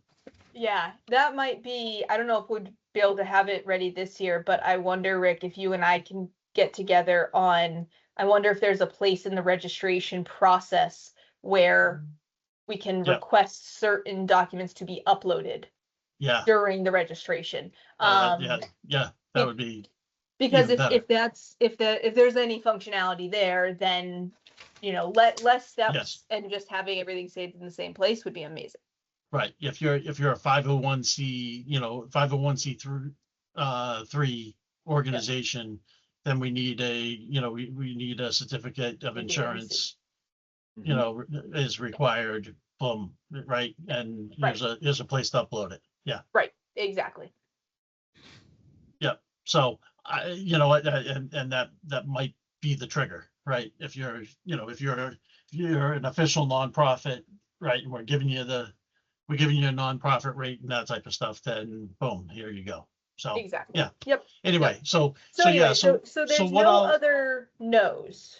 I don't think so. I don't want to necessarily approve the football ones yet. So anything that's summer or fall, I'd ask to hold off on doing any of those approvals. Some of those, I think Dan and I were still kind of going back and forth a little bit. So I won't reshare that, but we've got, that list that I normally do. If I continue to scroll down, it's a Google Doc that Dan and I have going back and forth. We're trying to figure out the right places to fit people during the summer and the fall, because that's when obviously both fields at both Nipmuc and Misco will be shut down. And the one at Misco, Scott told me, he goes, it's probably down for 2 years. So football is going to take, going to be looking for space. So, and I know we've gotten a bunch of requests for Kiwanis for them already. I've already kind of whispered to them, Kiwanis ain't happening for football, right? DPW will come back and go, yeah, no. Mm-hmm. And I know we're being recorded and that type of stuff right now, but I know we've done some light stuff with Memorial. They're not going to want big, the true football stuff going on up at Kiwanis. Right. There was also not an official request, but there was an email asking about cricket play, and I did respond. I think you guys saw that. I'm not against growing and making other sports more palatable and stuff, but there's zero chance any of our fields are large enough where we can afford for them to put down an AstroTurf section and down the middle of any field. Once we do that, it's limited to them and it's cooked. So I don't foresee that happening until some other thing happens with Trask, and maybe there's an opportunity to be able to do something somewhere. But until that time, I just don't see it happening. Yeah. But I'm hoping I bought us at least 3 years. At least one. I think I had that conversation with them 2 years ago. So I don't know if it's the same cricket group, but yeah, I'm sure it is. Yeah. I will say, and I know I mentioned this to you before, Rick, because I think it was 2 years ago. So Chris, it might have been before you. When they first reached out to me, or one of the times they reached out to me, I actually called around to some of the other towns that do have cricket fields and asked them, what's your experience like? Is it something? And Westboro specifically said it is huge income. They will reserve it for any and all hours, days, every day, every hour, whatever. It will get filled, and they're always looking for more and more and more. We're not at capacity. So if it is something we want to try to add to the Trask plan, I think it would be a good addition to have that space, right? Not convert any of our current spaces, but I think we should definitely have that in the plan. Yep. Yeah. Yep. No, I don't disagree. I know leagues play in Milford as well at the field there, and it's a pretty big thing. Yeah. So I think that makes sense. Yeah. On the Trask list. Yep. Yeah, I mean, certainly, if you're talking like the Fino area. Yeah. So, where they've got, a huge amount of open space there. So it amends for that a little bit. We just don't, we've got field space, but we don't really have great open space to allow multi things to go on. Right. Yeah. Right. It's bigger than a soccer field they need of just open space. Technically they do. I've seen them use smaller, but the only one that I think would come close, and it would be putting it kind of in a weird spot, would end up being at Memorial, right? To be honest with you, but it wouldn't be down the main strip. It would have to be something that's like at the end of the basketball court going, kind of back towards the town hall and Yeah. going that way and being on an edge, so. Yeah. I think But it's a if- Trask thing. Yeah. Yeah. So Rick, I- can you send over the field reservation list that you have? And as long as it's clear, anything Yeah. that's different than what they put in, like if you change them, but it's different Yeah. than the reservation there, just somehow mark that so I can Okay. clue in that I I- have to change the approval. Yeah, I'll do that because I think, when I looked at some of the times, right, when they like Mendon Tweet. Upton saying, okay, 12-4, and I went back to them and I, like, guys, you got 7 teams. There's no way you're playing your games between 12 and 4. Right. Mhm. I've got most weekends I've got them going from 1 to like 7:30. Right. Why? Because I need all those time slots. And if they have to turn the lights on, well, they paid for them. Right. They're going to Right. use them, right? Right. Early in the season, right? But So shouldn't yeah, have if you can just mark, yeah, I'll do that. this is where it's different from here. These are the ones we're Yeah. Well, I wrote down the ones we're rejecting. And then I think I already saw in there, you wrote fall, so I'll ignore those. I can try to get those because I know a lot of people are waiting on that response. I'll kind of do it, I'll do a little bit more of a clean sheet of that one and just kind of go, okay, this was this, it's not, let's approve it for that, boom. Yeah, perfect. Type of thing and go, okay, here's the next one, so on and so forth, and, see where we go, right? Yep. And Yep. and there may be one of like Donna's that we just say, all right, let's leave this one open for right now, just because we don't know what we don't know, I don't know. right? Yeah. So, Yeah. So Anyway. again, as long as that's all noted, then I can do a clean sweep of Yeah. everything that we do have a response for and kind of Yep. get this cleared out a bit. okay. Yep, that would be good. Yeah, no, we'll do. Okay, sounds good. Great. But I mean, based on that, I mean, it's Pretty good. I mean, I- your puzzle it's- pieces. It's clean. Yeah, Yeah. it's clean, right? We've jungled it together enough where it's clean to not have overlap and that type of stuff. So, we'll try to work it out. That's great. So, Awesome. okay, cool. Yeah. Let's see, Alright. agenda wise, that was field request. Okay. Any other open topics? Just a couple of updates. One is I did send in the ad request for the Northbridge Douglas Whitensville paper. Okay, I think we had agreed on that kind of separately in different conversations. So that's going through. I think it's like $305. It's coming out this month. okay, And it's not going to include the text part. It's just going to include the pictorial ad part, which I think is fine. That's totally Okay. fine. Yeah. The concert contracts, I got almost all of them back. I'm going to ping everybody tomorrow because I want to bring them en masse to the town manager to get those signed. Okay. Um, One thing, Chris, just so you know, again, Kristen, being good about protocol and all of that, she's asked, so she calls it a partial open door policy, which really means she doesn't want people kind of just popping in and out of her Yeah, office or no. doing a quick was knock gonna- or anything like that. So you could either leave them in the mailbox or even just ask Sue, she said, as long as you ask Sue, like, hey, is she free or does she have some free time today if you want to chat with her? But Yeah.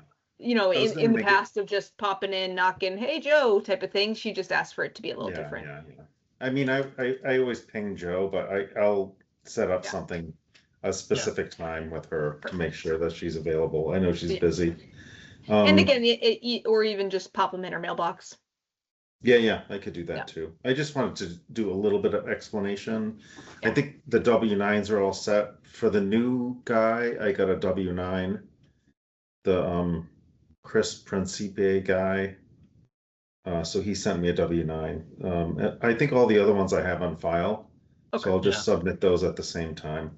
yeah, The other kind of tangential thing is, so I was at the post office a couple of weekends ago getting signatures for Laura, and some guy came by and he signed, for a thing, and he said, "Oh, I do radio controlled these small aircraft things, like these model aircraft things. I think they're electric." He said they're not gas, and he does them at Kiwanis Beach, and he does them basically during the winter time when nobody's around. And I didn't actually get his name, but I said, go to the meeting minutes and you can see what we decided on this. So he's interested in putting up a windsock on the flagpole, because there's no flag flying there, in the off season, basically. Yep. So that he knows where the wind is coming from, and he can fly his plane, his, RC aircraft, more efficiently in that space. So I said I would ask. I don't know if that's a DPW thing or if it's So is he gonna put one up and then take it back down and do yeah. that every think it's time his- he's there to fly?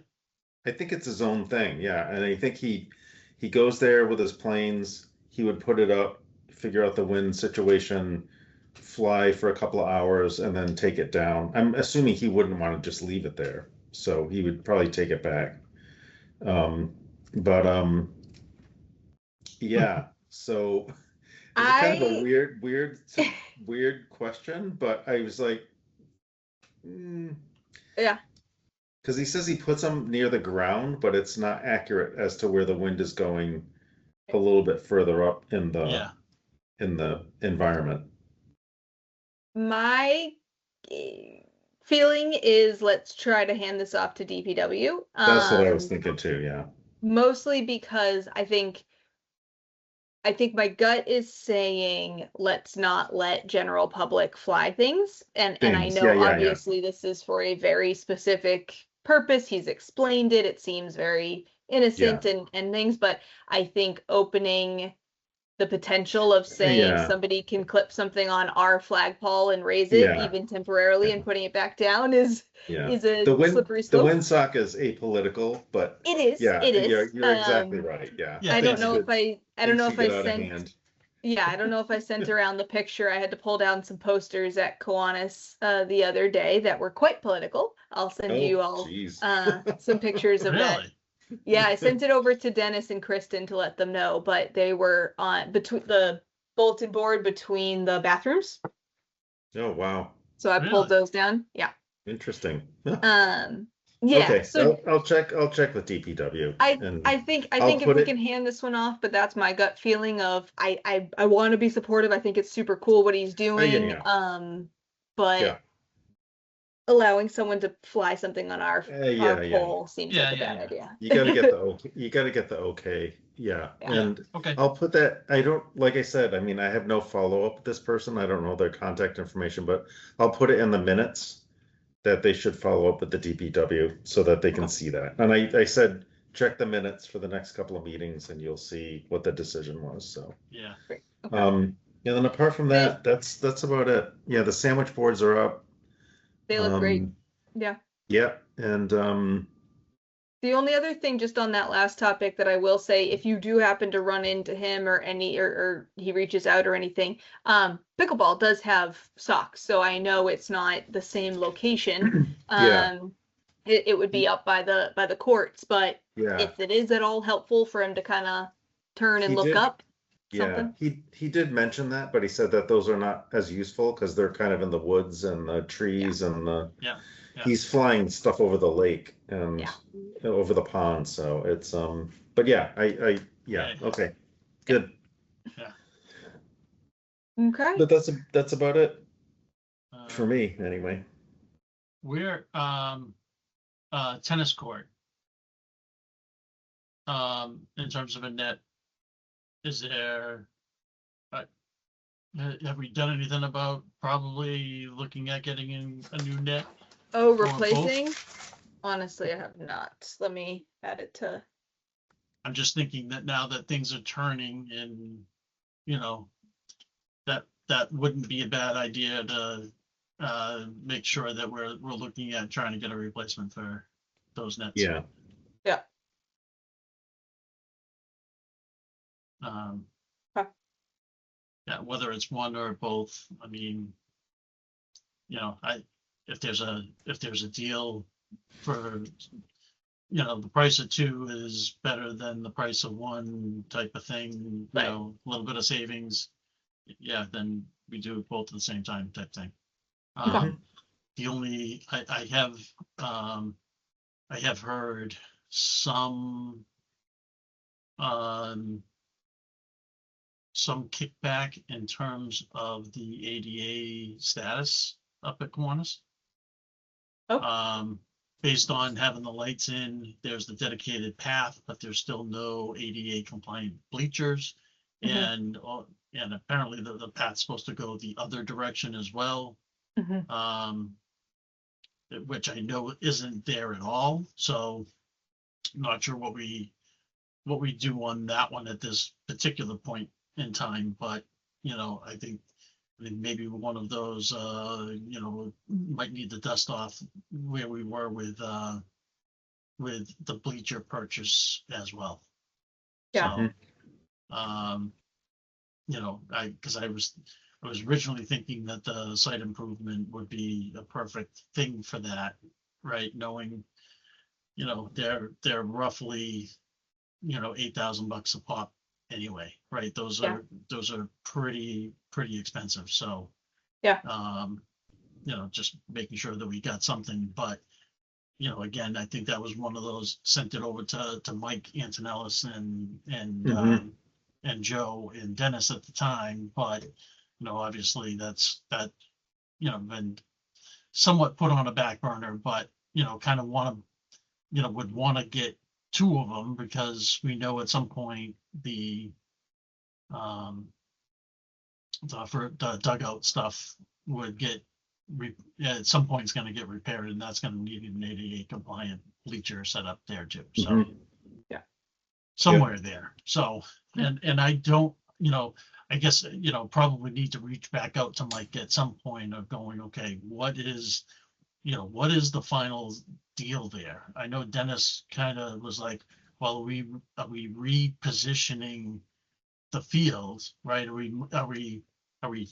we changing the lines of the field? And I went, no. I think that was one of our least favorite options at that point of repositioning that, and just kind of fix what we have and go from there. So Yeah. so anyway, that we'll see where some of those go.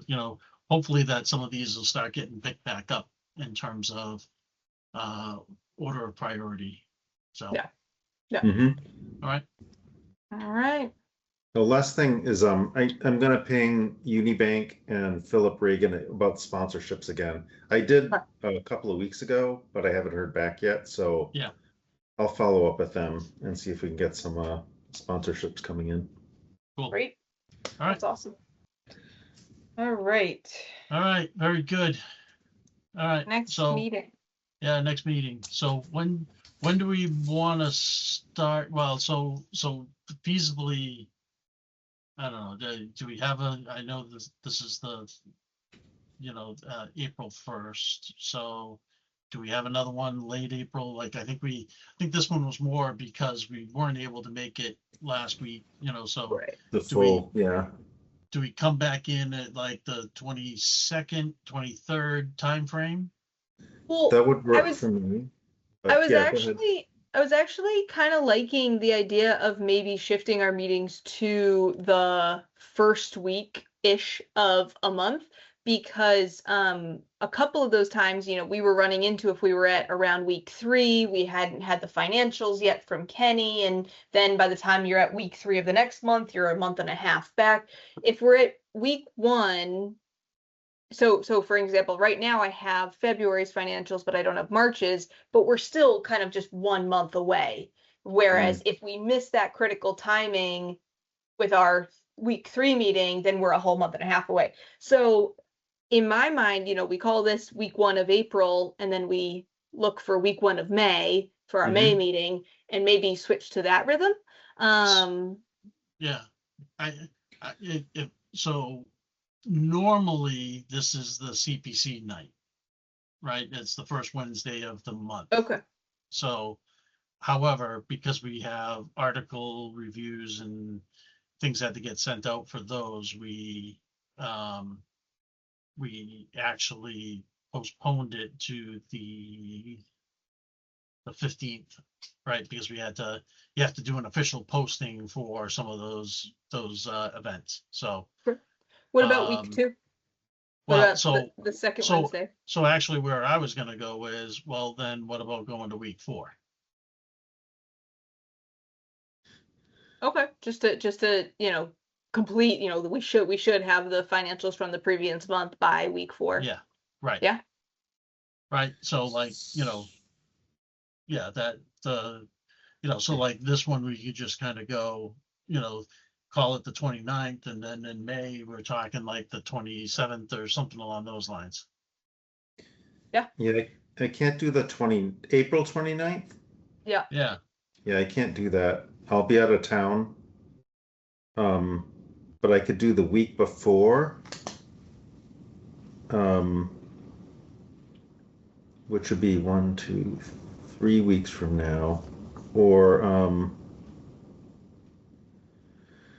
Rick, can you do any Tuesdays or Thursdays? I mean, the other thing is going to, knowing that we're gonna need to do a Tuesday, Thursday thing Right. anyway soon, right? Because, we'll start getting busy with the summer.